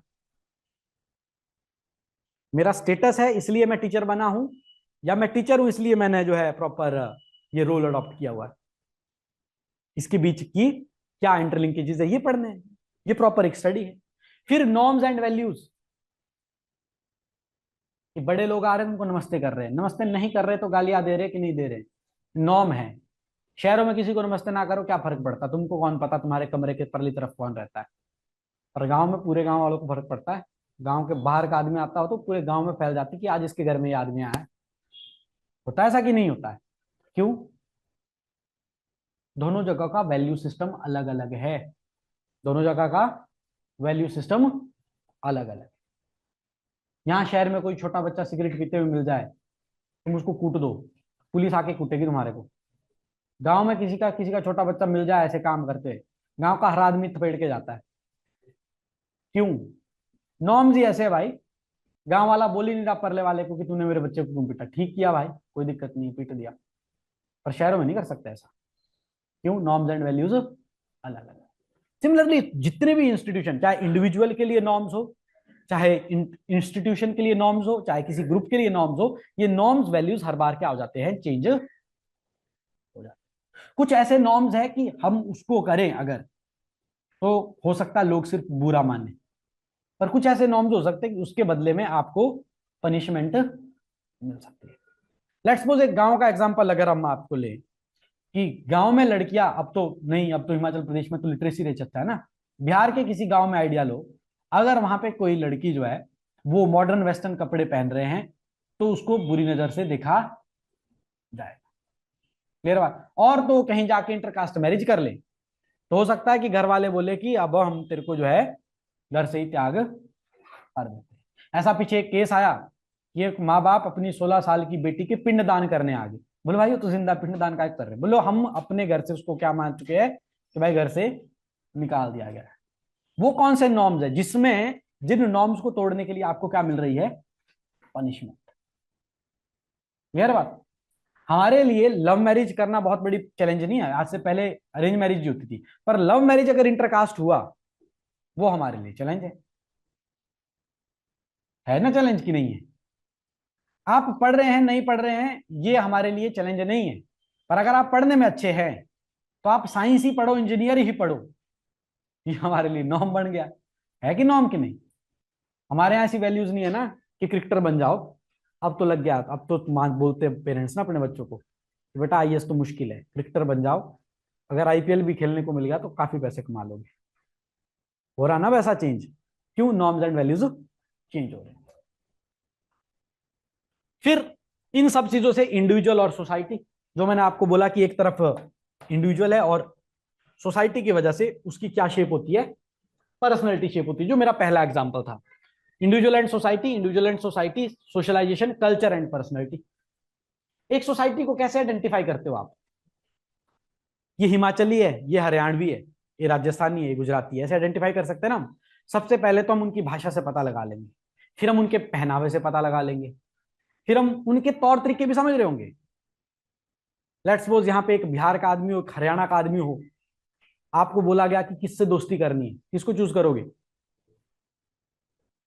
हैं? क्यों? तुमको तो मैंने आदमी दिखाया नहीं। हरियाणा वाला आदमी शक्ल से खराब हो, फिर तुमने आइडेंटिफाई नहीं किया ना। तुम कहाँ चले गए कल्चर देखने के लिए, कि कल्चर के हिसाब से शायद हरियाणवी आदमी हिमाचली के साथ सेट हो सकता है। तो जिस तरीके से सोसाइटी का कल्चर होता है, उसी तरीके से आदमी की क्या होती है, पर्सनैलिटी। तुम कल्चर पे चले गए, तुमने ये तो मेरे को पूछा नहीं, सर ये तो बताओ लंबा है, गोरा है, काला है, क्या है, पढ़ता भी पढ़ता नहीं है।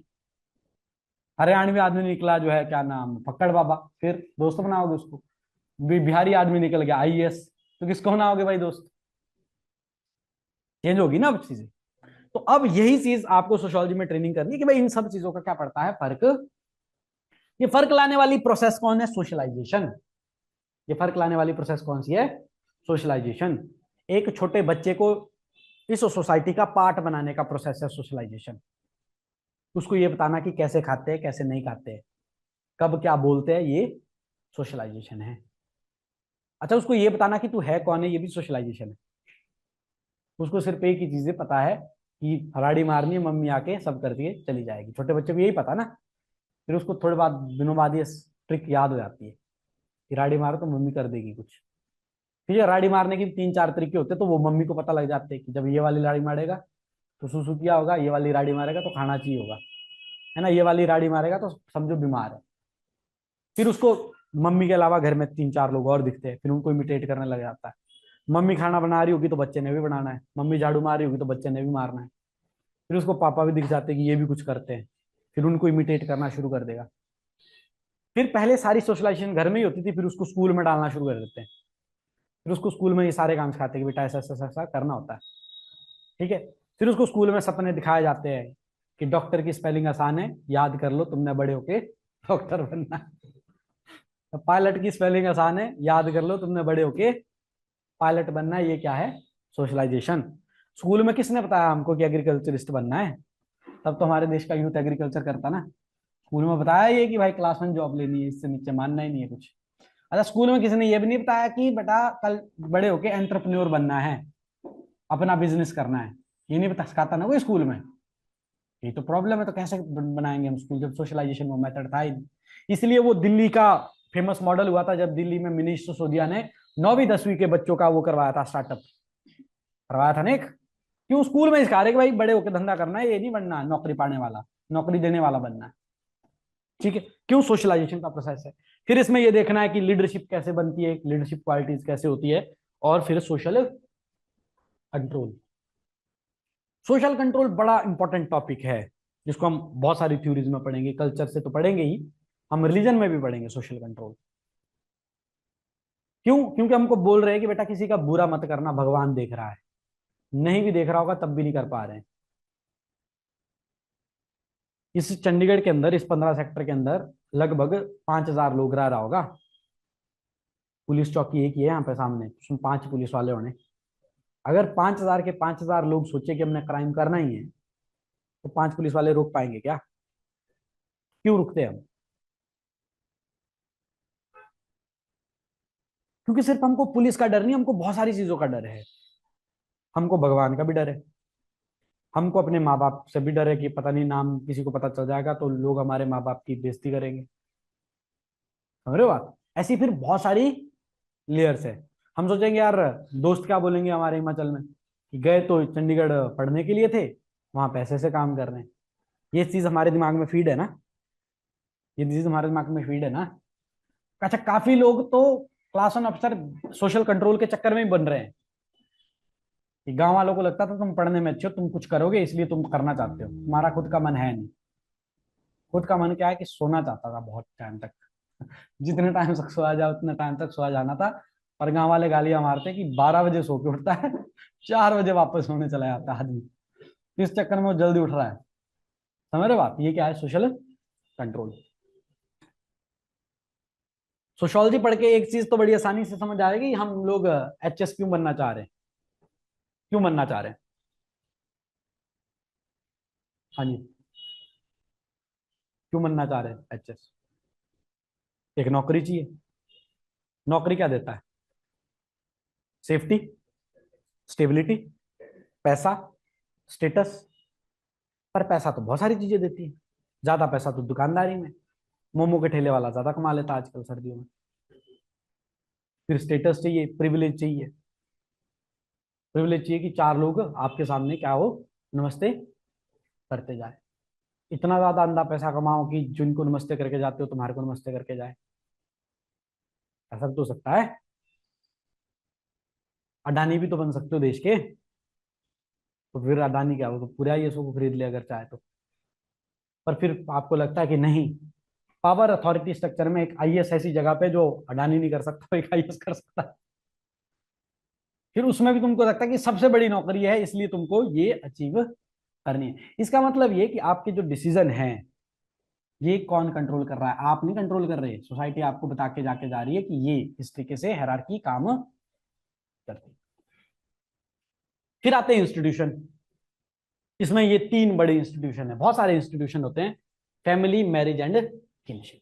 और इसके अलावा फिर education, religion, power and. Education बहुत बड़ा इंस्टीट्यूशन आज की डेट में। बोलते हैं ना कि दुनिया में जो चेंज देखना चाहते हो वो सिर्फ और सिर्फ कैसे पॉसिबल है? एजुकेशन के थ्रू। दुनिया में जो चेंज देखना चाहते हो वो कैसे पॉसिबल है? एजुकेशन के थ्रू। सोशियोलॉजी की बहुत बड़ी हेल्प ऐसे लिखने में भी होगी, क्योंकि जब वेब फॉरवर्ड लिख रहे होंगे तो सोशियोलॉजिकल आंसर लिखना पड़ेगा कुछ। और उसमें हम हमेशा लिखते हैं कि भाई कोई चीज ठीक करनी है तो एजुकेशन में सुधार कर दो। एजुकेशन सुधर जाएगी तो एक पूरा का पूरा सोशलाइजेशन ही चेंज हो जाएगा ना। भारत में अगर स्टार्टअप इंडिया लेके आना है ना, तो भाई स्कूलों में बताना पड़ेगा कि डॉक्टर नहीं बनना, क्या बनना है? एंटरप्रेन्योर। समझ रहे हो बात? तो एजुकेशन बहुत बड़ा एक इंस्टीट्यूशन है। एजुकेशन से ही सारी के सारा भारत का नेशनल फ्रीडम स्ट्रगल आया कहां से? जब अंग्रेजों ने हमको पढ़ाना शुरू किया, तभी तो हमको पता लगा कि ड्रेन ऑफ वेल्थ हो रहा है। उससे पहले तो कोई पता ही नहीं कर रहा था कि ड्रेन ऑफ वेल्थ भी हो रहा है। समझ रहे हो बात? फिर रिलीजन। रिलीजन ऐसा इंस्टीट्यूशन है, वो ना चाहते हुए भी हमको कंट्रोल कर रहा है। भगवान हम सब ने देखे नहीं है, पर हमको है पता कि है। क्यों? क्योंकि जब हम हेल्पलेस हो जाते हैं तो हम सोचते हैं कि शायद भगवान होगा, है कि नहीं है ये नहीं पता करते हम बोलते कि शायद होगा। और हमारे, अगर तो हम बीमार पड़ रहे हैं, कुछ हमारे ऊपर दुख है, तो हम सोचते हैं शायद पिछले जन्म में कुछ प्रॉब्लम होगी इसलिए ठीक हो जो ऐसा हो रहा है। नहीं तो हम सोचते कि कोई नहीं, शायद भगवान इतनी तपस्या करवा रहा तो कुछ बेटर ही देगा। अरे भगवान है कहाँ, ऐसा तो हम पूछते ही नहीं। क्यों? उसमें हम कंट्रोल हो गए कि भगवान को करना है तो हमको अपना आचरण ठीक करना पड़ेगा, वो ठीक करने के लिए हम रेडी नहीं है। रिलीजन कंट्रोल कर रहा है ना, कि पानी पिलाना धर्म का काम है, दान करना धर्म का काम है, बड़ी मेहनत से पैसा कमाया, क्यों करना भाई दान? और जो दान पकड़ने वाला जो भिखारी बना हुआ है, उसके पास दिन की उसकी दिहाड़ी 20,000 रुपए, उसको पता लग रहा है कि ये लोग सब बेवकूफ है, इनको बोल देता हूँ भगवान के नाम पे दे दे, और ये दे भी देंगे। सैटरडे संडे को यहाँ 15 सेक्टर में भिखारी 20-25 हजार की दिहाड़ी लगाते हैं आराम से, हमारे पूरे महीने की पॉकेट मनी। हफ्ते में अगर, महीने में अगर 2 दिन निकाल के किसी सेक्टर में मार्केट में खड़े हो जाए तो पूरे महीने का खर्चा निकल जाएगा। पर कर पाएंगे क्या ऐसा? क्यों नहीं कर पाएंगे? Again social control. गलती से किसी ने पहचान लिया तो क्या करेंगे फिर? समझ रहे हो बात? तो ये सब इंस्टीट्यूशन है। फिर पावर एंड अथॉरिटी भी इस तरीके से हम पढ़ेंगे। फिर सोशल स्ट्रेटिफिकेशन। इंटरेस्ट आ रहा ना? देखो ऐसे ही समझ आनी है चीजें, सिलेबस ही ये है, बस इसको थ्योरेटिकल वे में पढ़ना है। बोल दिखना पड़ेगा कि इस थिंक करने ऐसा बताया था, इस थिंक करने ऐसा बताया था। Social stratification. स्ट्रेटिफिकेशन क्या होता है? जो जियोग्राफी में पढ़ते हैं ना, स्ट्रेटिफिकेशन लेयर्स, वैसे ही सोसाइटी में भी लेयर्स है। कौन सी जाति किसके ऊपर आती है, कौन सी जाति किसके नीचे आती है। वो आयुष्मान खुराना वाली फिल्म देखी थी, आर्टिकल 15 भी, वो मीम तो हुआ ही था वायरल। अच्छा ये वाली जाति, इसमें मैं भी ब्राह्मण हूँ, ये भी ब्राह्मण है, नहीं ये वाला ब्राह्मण ऊपर वाला ब्राह्मण है, ये छोटा ब्राह्मण। ये क्या है? स्ट्रेटिफिकेशन। ये क्या है?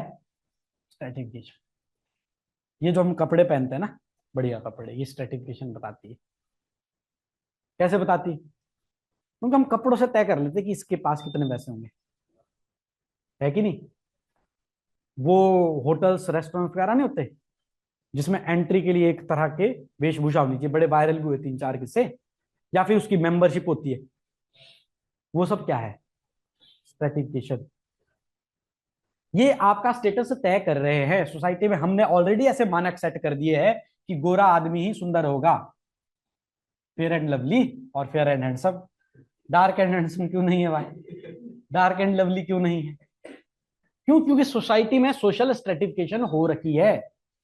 अंग्रेजों का कॉन्सेप्ट है, रेसिस का कॉन्सेप्ट है ना, ब्लैक और व्हाइट डिस्क्रिमिनेशन, ब्लैक डिस्क्रिमिनेशन हो रही है ना यहाँ पे। हमारे यहाँ भारत में क्या है? कास्ट। कौन सी जाति बड़ी है, कौन सी जाति छोटी। और कास्ट के साथ क्लास भी अब ऐड हो गई है। जो हायर कास्ट है, ब्राह्मण्स और राजपूत, उनके पास ज्यादा क्या है? इकोनॉमिक कैपेसिटीज भी है, उनके पास ज्यादा जमीनें हैं, उनके पास बेहतर नौकरियां भी है, उनके पास बेहतर सेवाएं और सुविधाएं भी है। ऐसे डायमेंशन बदल रहा है। और फ्यूचर ऑफ कास्ट, ये बड़ा इंटरेस्टिंग टॉपिक रहेगा कि भविष्य में कास्ट खत्म होगी कि नहीं होगी। एक आदमी आया, उसने बोला बोलो कास्ट को खत्म कर दो। बोलो कैसे खत्म कर दो? तो B R Ambedkar, annihilation of caste. पूछो ही मत किसी आदमी से कि तुम्हारी जाति क्या है। लोगों ने बोला हमारे तो नाम के पीछे ही जाति लिखी हुई है, सरनेम बता देता ना जाति क्या है किस आदमी की। बोले ये तो ना हो पाएगा। बी आर अम्बेडकर का मुद्दा तो हो गया खत्म। फिर उसमें एक और थिंकर आते हैं, हर्बर्ट रिजले। वो बोले कि भारत में सबसे भयंकर काम अगर कोई होगा, वो होगा जाति को खत्म करना। उससे पूरा समाज की व्यवस्था ही खत्म हो जाएगी। फिर गांधी जी आए। गांधी जी बोले यार वर्ण सिस्टम ठीक था पुराना, वेदों में भी ये लिखा हुआ, और वेदों को अडॉप्ट करते हैं, कास्ट को खत्म करते हैं, अनटचेबिलिटी खत्म करते हैं, बाकी सब कास्ट को वापस वर्णों में ऐड कर देते हैं। बोलो गांधी जी 4 ही थे वर्ण भी, पर जातियां तो 40 लाख तक पहुंच गई, कैसे करेंगे? तो लोगों ने बोला भाई ये यूटोपियन आइडिया, ये भी ना हो पाएगा। तो फिर सरकार का मिडल वे आता है। सरकार क्या बोलती है कि देखो प्रॉब्लम जातियों से नहीं है, प्रॉब्लम जाति है नहीं है, इससे हमारे को कोई लेना देना नहीं है। प्रॉब्लम यह है कि कुछ जातियों के पास कम स्वास्थ्य सुविधाएं हैं, कम शिक्षा सुविधाएं हैं, कम नौकरियां हैं, कम जमीन है। उन सब लोगों के साथ कम क्यों है? क्योंकि पिछले 200-300 सालों से डिस्क्रिमिनेशन हुआ है। उस डिस्क्रिमिनेशन को ठीक करना है, इसलिए क्या दे देते हैं? रिजर्वेशन देते हैं। रिजर्वेशन देने के लिए आइडेंटिफाई करना पड़ेगा कि कौन सी जातियां हैं जिनको रिजर्वेशन देनी है। तो बोलो ऐसा कर लेते हैं, कॉन्स्टिट्यूशन में शेड्यूल कास्ट लिख लेते हैं, उन कास्ट में उन कास्ट का नाम लिख लेते हैं, जो शेड्यूल कास्ट कैटेगरी में आते होंगे उनको सुविधाएं देंगे। सिमिलरली ट्राइबल प्रॉब्लम्स भी है, जो शेड्यूल ट्राइब में आएंगे उनको सुविधाएं देंगे। तो उन्होंने बोला कि पंगा है, जाती है नहीं है, अब है तो है, सॉल्यूशन पर काम करो, ये फ्यूचर ऑफ कास्ट है। मैंने इजीली टॉपिक ही समझा दिया सारा बस आपको। फिर टाइप्स ऑफ सोसाइटी, गांव को कैसे परिभाषित करेंगे, शहर को कैसे परिभाषित करेंगे, ट्राइबल को कैसे परिभाषित करेंगे। क्लियर बात। अब ये सिंपल है, ट्राइबल फीचर्स टीबी नायक ने बताई है, रूरल अर्बन फीचर सेंसस में लिखी हुई। जिस जगह पे कम पॉपुलेशन हो और ज्यादा लोग खेती बाड़ी करते हैं उसको गांव बोलते हैं। जिस जगह पर ज्यादा पॉपुलेशन डेंसिटी हो और लोग नॉन एग्रीकल्चर एक्टिविटीज में हो उनको शहरी बोलते हैं। और टीबी नायक थिंकर आते हैं, वो 5 फीचर ट्राइबल की बताते हैं। वो बोलते हैं जो रिमोट जगह पर रह रहे हो, जिनका प्रिमिटिव लाइफस्टाइल हो, जिनके पास जियोग्राफिकल बैरियर हो, जिनको मेन स्ट्रीम सोसाइटी से शाइनेस होती हो, उनको क्या बोलते हैं, ट्राइबल बोलते हैं। ठीक है। फिर ये देखना है कि करेक्टरिस्टिक्स अलग अलग क्या है। रूरल अर्बन कॉन्टिनम, हम क्या ये तय कर सकते कि शहर कहां शुरू हुआ कहां खत्म हुआ, चंडीगढ़ कहां जैसा खत्म हुआ, ये मैप पॉलिटिकल मैप पे हो सकता है, बट शहर अगर देखना है, शहर कहां खत्म हुआ, चंडीगढ़ से परे पंचकुला, पंचकुला से परे पिंजौर, उससे पहले परमाणु, परमाणु से ऊपर छोटे छोटे स्टेशन है, दतियार, सनवारा, धर्मपुर, फिर सोलन, फिर से शहर आ गया। बीच में गांव कहां जैसा है हमको पता ही नहीं। एक बिल्कुल रिमोट विलेज हो सकता है, एक एंड पे बिल्कुल रिमोट विलेज हो सकता है, एक बिल्कुल एंड पे क्या हो सकती है, मेगा सिटी हो सकती है। रिमोट विलेज, थोड़ा सा बड़ा विलेज, फिर उसके बाद हम क्या बोलते हैं, फ्रिंज, फ्रिंज के बाहर क्या बोलते हैं, सबअर्ब, फिर क्या बोलते हैं, टाउन, फिर क्या बोलते हैं, सिटी, फिर क्या बोलते हैं, मेगा सिटी। मंडी उधर जाते हो आप, कुल्लू, सुंदरनगर के बाद गांव कहां आता पता ही नहीं लगता, सीधा मंडी आता है, क्योंकि रोड के दोनों तरफ बिल्डिंग है, नॉन एग्रीकल्चर एक्टिविटीज हो रही है। चंडीगढ़ से दिल्ली जाते गांव बीच में कहां था कोई पता नहीं लगता, चंडीगढ़, जीरकपुर, फिर बड़े बड़े स्टेशन, सारे प्रोजेक्ट्स लगे हुए हैं, इंडस्ट्रीज लगी हुई, समझ रहे बात। तो क्या हो रहा है, ये रिमोट विलेज, विलेज के बीच में कहां डिफरेंस है नहीं पता, विलेज फ्रिंज में कहां डिफरेंस है नहीं पता, फ्रिंज सब अर्ब में कहां डिफरेंस है नहीं पता, सब अर्ब टाउन में कहां डिफरेंस है नहीं पता। इनको क्या बोलते हैं, रूरल अर्बन कॉन्टिन्यूम। शहर की जो फीचर है, शहर की फीचर है पैक्ड फूड, मैगी, गांव में मिलती खाने को कि नहीं मिलती, हिमाचल वालों की तो इकोनॉमी इससे चल रही है। ट्राइबल एरिया में भी जाओगे ना, तो वहां पे सबसे पहले मैगी ढूंढता आदमी की मैगी खिला दो। बट पैकेज फूड तो शहर की आइडेंटिटी नहीं है। और लद्दाख का फूड चंडीगढ़ में मिल जाएगा कि नहीं मिल जाएगा। तो यहां की फीचर यहां पहुंच गई, यहां की फीचर यहां पहुंच गई, तो आपस में लिंकेजेस है कि नहीं, डेली लिंकेजेस है ना। इसको क्या बोलते हैं, कॉन्टिन्यूम। पेपर 2 में इसको क्या पढ़ना है, लिंकेजेस। फिर प्रॉब्लम ऑफ ट्राइबल पीपल, ये हमको पता है, जीएस में भी पढ़ते हैं। फिर ट्राइबल डेवलपमेंट, 3 लेक्चर लगेंगे विद पेपर 2, यही टॉपिक पेपर 2 में कवर हो जाए। फिर आगे जी आपका पायनियर्स ऑफ सोशियोलॉजी, सिलेबस में पीछे है बट मैं शुरुआत में पढ़ा दूंगा, पहले पहला चैप्टर पढ़ाऊंगा फिर इनको पढ़ाऊंगा। ये वो लोग हैं जिन्होंने तय किया, अगस्त कॉम्ट की तो मैंने स्टोरी आपको बता दी, पहले भाई दो साहब पागल था, फिर 72 लेक्चर लिखे, फिर उन्होंने 48 वॉल्यूम की किताब भी लिखी। इनकी बातों से उत्प्रोत होकर माइल्ड रखाई, ये वाला आदमी डुर्कीम, इसने फाइनली सोशियोलॉजी को एज अ सब्जेक्ट स्थापित किया। फिर हम कार्ल मार्क्स भी थ्योरिस्ट आदमी था, ठीक है, ये उनको दुनिया को बदलना था। इन्होंने जो थ्योरीज लिखी वो इकोनॉमिक्स में भी पढ़ी जाती है, पॉलिटिकल साइंस में भी पढ़ी जाती है, हम भी पढ़ेंगे। मैक्स वेबर, ये आदमी बायोलॉजिस्ट था, इसके पापा ब्यूरोक्रेट थे, इसलिए इसने अथॉरिटी एंड पावर के ऊपर लिखना शुरू कर दिया। मम्मी इसकी प्रोटेस्टेंट एथिक्स, कैल्विनिस्ट क्लैन, मतलब चर्च जाया करती थी रोज, इसलिए इसने अपनी मम्मी और अपने मम्मी के दोस्तों को स्टडी किया कि किस तरीके के काम करते हैं, कितने इनके पास पैसे है, कैसे अमीर है, कैसे अपना जीवन यापन करते हैं, उसी के ऊपर ऐसे लिख लिया, Protestant ethics and spirit of capitalism. फिर अपना इमाइल डरखाइम, इसका बड़ा इंपॉर्टेंट क्वेश्चन है, एक क्वेश्चन मैं भी आपको बता देता हूं। हम सब लोग सोसाइटी में इंटीग्रेटेड रहते हैं ना। शेर है, शेर भी कुछ टाइम के लिए अपने झुंड में रहता है और बाकी टाइम वो नहीं रहता। मतलब 365 में से सिर्फ हो सकता 30 दिन शेर अपने झुंड में रहे, बाकी घूम फिर रहा है। बाकी सब पशु भी होते हैं, वो भी झुंड में रहते हैं। क्यों रहते हैं? सेफ्टी सिक्योरिटी के लिए, फूड वगैरह शेयर करने के लिए। तो बोले कि लोग भी एक साथ रहते हैं, एक दूसरे के साथ रहते हैं, क्यों रहते हैं? एक फैमिली में एक दूसरे के साथ रहते हैं, एक मैरिज में एक दूसरे के साथ रहते हैं जीवन भर।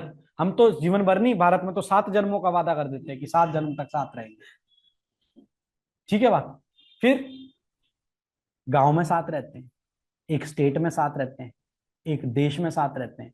और फिर हम बात कर रहे हैं वसुदेव कुटुंबकम, पूरी अर्थी हमारा परिवार है। बोले ऐसा क्यों? क्यों माने कि परिवार है? क्यों माने? ऐसा सवाल इमाइल डरखाइम ने पैदा किया, तो उसने आंसर निकाला सोशल सॉलिडेरिटी। और उसमें 2 तरह की सॉलिडेरिटी उसने बताई। मैकेनिकल सॉलिडेरिटी गांव में, कि गांव में सेम तरह के लोग है, कि खेत जाना है फिर बेले है तो साथ में बैठ के ताश खेल रहे, हुक्का पी रहे। ठीक है। फिर टीवी टूवी थे नहीं तो एक दूसरे के घर जा रहे, शाम को जाते नहीं, हिमाचल प्रदेश में तो ट्रेंड है कि एक दूसरे के घर जा रहे, गप्पे मार रहे हैं, फिर सो जा रहे हैं। फिर अगले दिन वही काम है, तू भी वही काम करता, मैं भी वही काम करता हूँ, हम दोनों दोस्त। तेरे घर के प्रॉब्लम है तो मैं तेरे घर काम करने आता हूँ, मेरे घर में प्रॉब्लम है तो मेरे घर में काम आ जा। मेरे घर में शादी है, मेरे से ज्यादा तू नाच रहा है, तेरे घर में शादी है, तेरे से ज्यादा मैं नाच रहा हूँ। बोलो ये क्या मैकेनिकल सॉलिडेरिटी क्यों है? क्योंकि सभी लोग एक तरह के हैं, देयर आर सिमिलैरिटीज। बोलो शहरों में भी तो लोग साथ में रह रहे हैं। बोलो वहां हिट्रोजेनिटी है, एक दूसरे की तरह तो है नहीं लोग। मैं कुछ आप काम करता हूं, आप कुछ और काम करते हैं, बाकी लोग सब कुछ और अलग काम करते हैं। बोलो फिर भी साथ में रह रहे हैं। बोलो वहां सर्वाइवल के लिए एक दूसरे के ऊपर इंटरडिपेंडेंस है। आदमी काम करने जाता तो कपड़े खुद नहीं धो पा रहा तो धोबी है। आदमी काम करने जाता खाना नहीं बना पा रहा तो ढाबे हैं। ठीक है। आदमी गाड़ी नहीं ले पा रहा खुद तो टैक्सी सर्विस है। गांव के तो दोनों आदमी बेले थे, चल बोलो पैदल, मैं क्यों क्या कर रहा, कुछ नहीं कर रहा, बोले तू भी चल। चल पड़े दोनों लोग। तो बोलो गांव में क्या है? Mechanical solidarity. शहरों में क्या है? Organic solidarity. क्यों है? गांव में सिमिलैरिटीज है और शहरों में क्या है? Inter dependence. समझ रहे हो बात? जब लॉकडाउन लगा ना कोविड में, तो शहरों में नहीं रहे लोग। क्यों नहीं रहे? शहरों में इंटरडिपेंडेंस थी। इंटरडिपेंडेंस में एक आदमी को दूसरे घर जाने नहीं दे रहे, तो कहां जाना पड़ गया? गांव जाना पड़ गया सबको वापस। ये क्या है? सॉलिडेरिटी। सॉलिडेरिटी को इसके एक्सप्लेन किया division of labour. Division of labour मतलब ज्यादा नौकरियां कहाँ हैं? शहरों में। अलग अलग तरह के काम। पूरे गांव में एक टीचर होगा, होगा भी एक ही सब्जेक्ट के सारे ही। ऐसा होता है हिमाचल में खास तौर पे। ठीक है। फिर या इस गांव में डॉक्टर तो सारे ही डॉक्टर बन रहे हैं अब। शहरों में ऐसा नहीं। शहरों में डाइवर्सिटी दिखेगी काम की, तो डिवीजन ऑफ लेबर शहरों में ज्यादा है और वहीं पे ऑर्गेनिक सॉलिडेरिटी आ जाएगी। फिर पैथोलॉजिकल फॉर्म। पैथोलॉजिकल फॉर्म इस साल सवाल भी आया। पैथोलॉजिकल फॉर्म मतलब जो अपने काम से दुखी है। ठीक है। काम के प्रेशर में सुसाइड कर लिया, ये पैथोलॉजिकल फॉर्म है। काम के प्रेशर में करप्शन ही कर लिया, कि बहुत काम कर रहे हैं, सरकार तनख्वाह कम दे रही है, एक टेंडर पास कर रहे हैं 100 करोड़ रुपए का, इसमें 1 करोड़ रुपए हम रख लेते हैं क्योंकि हम मेहनत कर रहे हैं। ये क्या? Pathological form. ठीक है। ये किसने समझाई है? आपने अमाइल डरखाइम ने। अमाइल डरखाइम ने एक बात बड़ी बोली कि सुसाइड इंडिविजुअल की प्रॉब्लम नहीं है। आदमी सुसाइड कर रहा है, वो क्राइम बोलते हैं ना उसको, तो क्राइम कैसे पकड़ेंगे? जो मर गया उसको कौन सा जेल में डालेंगे? तो क्यों होता वो क्राइम? क्योंकि फिर कारण ढूंढा जाता है इसने सुसाइड किन लोगों की वजह से किया, सोसाइटी के किन सिचुएशन की वजह से क्राइम किया। क्योंकि आदमी ने सुसाइड खुद नहीं किया, उसको मजबूर करवाया गया होगा। ऐसा बताने वाला पहले इमाइल डरखाइम था कि आदमी खुद नहीं करता सुसाइड, सोसाइटी में प्रॉब्लम है इसलिए वो सुसाइड करता है। ऐसा तो नहीं खाना किसी को कि बड़े होकर सुसाइड करना बेटा। प्रॉब्लम में आया होगा जब उसको सोसाइटी का डिस्कोर्स गलत लगा होगा और उसने अपने आप को आइसोलेटेड फील किया होगा, तब जाके उसने सोचा होगा इस सोसाइटी में रहना ही नहीं है, तो आदमी क्या करता है? सुसाइड करता है। समझ रहे हो बात? Then social change, meaning, factor, theories, ये सब चीजें आएगी सोशल चेंज की। अब ये सोशल चेंज है कि गांव के अंदर भी शहरों की फीचरें आ रही है। गांव के अंदर भी शहरों की जैसी फीचर्स आ रही है। कैसे आ रही है? खाना खाने के तरीकों में, पढ़ने के तरीकों में, लाइफस्टाइल के तरीकों में। आज की डेट में गांव में भी सब पेरेंट्स फोन उठा के, एक भले जमाने में मेरे पेरेंट्स मेरे को बोलते थे भाई फोन से हट जाओ, कम गेम में खेलो। अब पेरेंट्स को बोलना पड़ता है फेसबुक नहीं है अच्छी चीज, हमने चलानी छोड़ दी है, अब हम इंस्टाग्राम स्नैपचैट चला रहे हैं वो फेसबुक चला रहे हैं सुबह शाम। है ऐसा कि नहीं है? गलत एग्जांपल दे रहा हूँ क्या? ये फीचर कहाँ की थी? सोशल चेंज आ रहा ना। अब हमको ये देख, अब तक पेरेंट्स देख रहे थे कि यार ये बच्चे बिगड़ ना जाए फोन चला के, अब हमको सोचना पड़ रहा है कि बुढ़ापे में पेरेंट्स क्या करेंगे अगर फोन ही चलाते रहे। है प्रॉब्लम नहीं? तो ये क्या है? Social change. क्यों आ रहा है सोशल चेंज? टेक्नोलॉजी की वजह से। यूरोप में भी यही प्रॉब्लम थी ना, इंडस्ट्रियल रेवोल्यूशन आया था। आज हमको क्या प्रॉब्लम होगी? सोशल मीडिया एक रेवोल्यूशन क्रिएट कर रही है। सोशल मीडिया एक रेवोल्यूशन क्रिएट कर रही है, तो इससे सोशल चेंज डेफिनेटली आएगा। पहले गांव में घर में एक तरह की बातें होती थी, तो पूरे गांव वालों का सोचने का तरीका एक है, ठीक है। अब क्या है, एक आदमी के फेसबुक के कुछ और कहानी चल रही है, एक आदमी के फेसबुक के कुछ और कहानी चल रही है। और एल्गोरिदम भी ऐसी होती है, जिस चीज में आप इंटरेस्ट दिखाओ वही चीज आपके फीड में आती आती है। थोड़े दिनों बाद गांव 10 घर के ही 10 लोग, 10 की जब अलग अलग फीड्स होगी और एक साल तक वो अलग अलग चीजें देखेंगे, तो 10 के 10 आदमियों के इंटरेस्ट अलग अलग हुए कि नहीं हुए? तो डाइवोर्स होना कि नहीं होना? ये तो भले नेटफ्लिक्स वाले कि दो लोगों को एक अकाउंट पे दो अलग अलग लोग देख सकते हैं, एक आदमी अपना देख रहा है, दूसरा आदमी अपना देख रहा है। क्यों? अब वो गांव वाला सिस्टम थोड़ी नहीं था कि घर के एक आदमी के यहाँ टीवी था, सारे के सारे गांव वाले रामायण देख रहे हैं। होता था ना ऐसा पहले? तो जब सब चीज एक आदमी एक ही चीज देख रहा होगा तो विचार भी एक ही तरह का होगा ना। अब सब लोग अलग अलग देख रहे हैं तो विचार भी अलग अलग होंगे। विचार अलग अलग होंगे तो सोशल चेंज तेजी से आएगा। कैसा आएगा हमको नहीं पता, समझ रहे हो बात? फिर संस्कृताइजेशन, ये एक टर्म है संस्कृताइज। इसमें ये हम पढ़ेंगे, एम एन एस श्रीनिवास की टर्म है। इसमें क्या है, इसमें इसने बताया था कि भाई जो लोअर कास्ट है वो अपर कास्ट को इमिटेट करती है, या क्या खा रहे हैं, क्या पढ़ रहे हैं। जैसे होता नहीं कि गांव से एक आदमी, लेट्स सपोज आप एचएस लग गए, तो पूरे गांव वाले आपसे पूछेंगे कि भाई कोचिंग कहाँ लेनी है, कैसे पढ़ना है। होता ना ऐसा, इमिटेट करते हैं ना लोग। आपको गांव में एग्जाम्पल या रिश्तेदारी में भी एग्जाम्पल ऐसे मिलते, देखा उनका लड़का, वो जो मीम भी चलता है शर्मा जी का लड़का, तो सब शर्मा जी के लड़के को इमिटेट कर रहे हैं। उनका अलग बच्चा पढ़ गया तो अपने बच्चा क्रिकेट में अच्छा हो सकता था ना, ना तू पढ़। ये क्या है? संस्कृताइजेशन। फिर वेस्टर्नाइजेशन, वेस्ट से जो सीखा है, अंग्रेजों से सीखा है। बर्थडे के दिन हमारे यहाँ पूजा होती थी, दिए जलाए जाते थे, हम बुझा रहे हैं, तो वेस्टर्नाइजेशन है ना। असली कारण तो ये कि एक सस्ता पड़ता है, पूजा करवानी महंगी पड़ती है। पूजा करनी पड़ जाए तो 5-6 हजार का खर्चा है, केक 500 रुपए में निपट गए सब, समझ रहे हो? फिर मॉडर्नाइजेशन। क्या है मॉडर्न? योगा मॉडर्न है? नहीं, आज की डेट में तो मॉडर्न है it is ancient knowledge but a modern value. जो आदमी कोई गलती से योगा क्लब ज्वाइन किया होगा ना चंडीगढ़ में, वो फ्लॉन्ट करेगा, अच्छा तुम जिम नहीं जाते हो, मैं तो आजकल योगा करने जा रहा हूँ करेगा ना वो फ्लॉन्ट, है कि नहीं है बात? तो modern value, it is ancient knowledge but modern value. ये क्या? मॉडर्नाइजेशन। ये क्या है? मॉडर्नाइजेशन, ठीक है। फिर अब ये मॉडर्नाइजेशन किसी भी तरीके की हो सकती है। आप जैसे हम अपने पेरेंट्स को ले, फेसबुक ही चला रहे हो, इंस्टाग्राम चला लो, स्नैपचैट चला लो, हैं। नेपाल वाले एक स्टेप आगे पहुंच गए थे, डिस्कॉर्ड। डिस्कॉर्ड पे जाके तय किया कि देश में प्रधानमंत्री कौन होगा। फिर ग्लोबलाइजेशन, पूरी दुनिया की चीजें हमको परोसी जा रही है। Socio economic change, trends of change in Indian society, paper 2 के साथ कंबाइन करके 6 लेक्चर पढ़े। साइंस, टेक्नोलॉजी एंड सोसाइटी, जो मैं आपको स्टोरी बताई थी कि पहले तो साइंस उसी को बोल रहे जो बेल आदमी है, आज की डेट में बोल रहे नहीं, साइंस इज अ नेसेसिटी। और साइंस की एप्लीकेशंस है जो सोशल प्रॉब्लम्स ठीक कर सकती है। तो सबसे पहले ये बात उठी साइंस को स्थापित, साइंस भी एक इंस्टीट्यूशन बना ना फिर, तो एक बात स्थापित करने के लिए पहले ये डिस्कशन आई कि what are the social responsibilities of science and technology. Albert Einstein को भी बोलना पड़ा कि विदाउट ह्यूमैनिटी साइंस क्या है? एक वेपन ही है, ठीक है।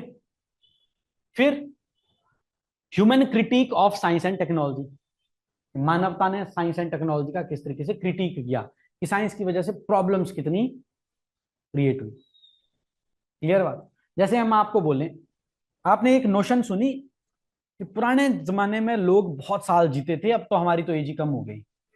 सही बात है क्या ये? है? सुना तो आपने भी है कि अरे पुराने जमाने के लोग तो बड़े हट्टे कट्टे होते थे, बड़ी ओरिजिनल चीजें खाते थे और जो है लंबे जीते थे। कितनी साल जिए? 100 साल। कोई भी एग्जाम्पल ऐसा नहीं है। कौन जिया भारत में 100 100 साल? बीमारियां लग जाती थी, उसका इलाज ही नहीं होता था, मर जाते थे। मोर्टेलिटी रेट कितना था? हमारे दादाजी द्वारा 4 4 5 5 6 6 बच्चे इसलिए करते थे, उनको पता ही नहीं होता था इसमें से सरवाइव कितने करेंगे।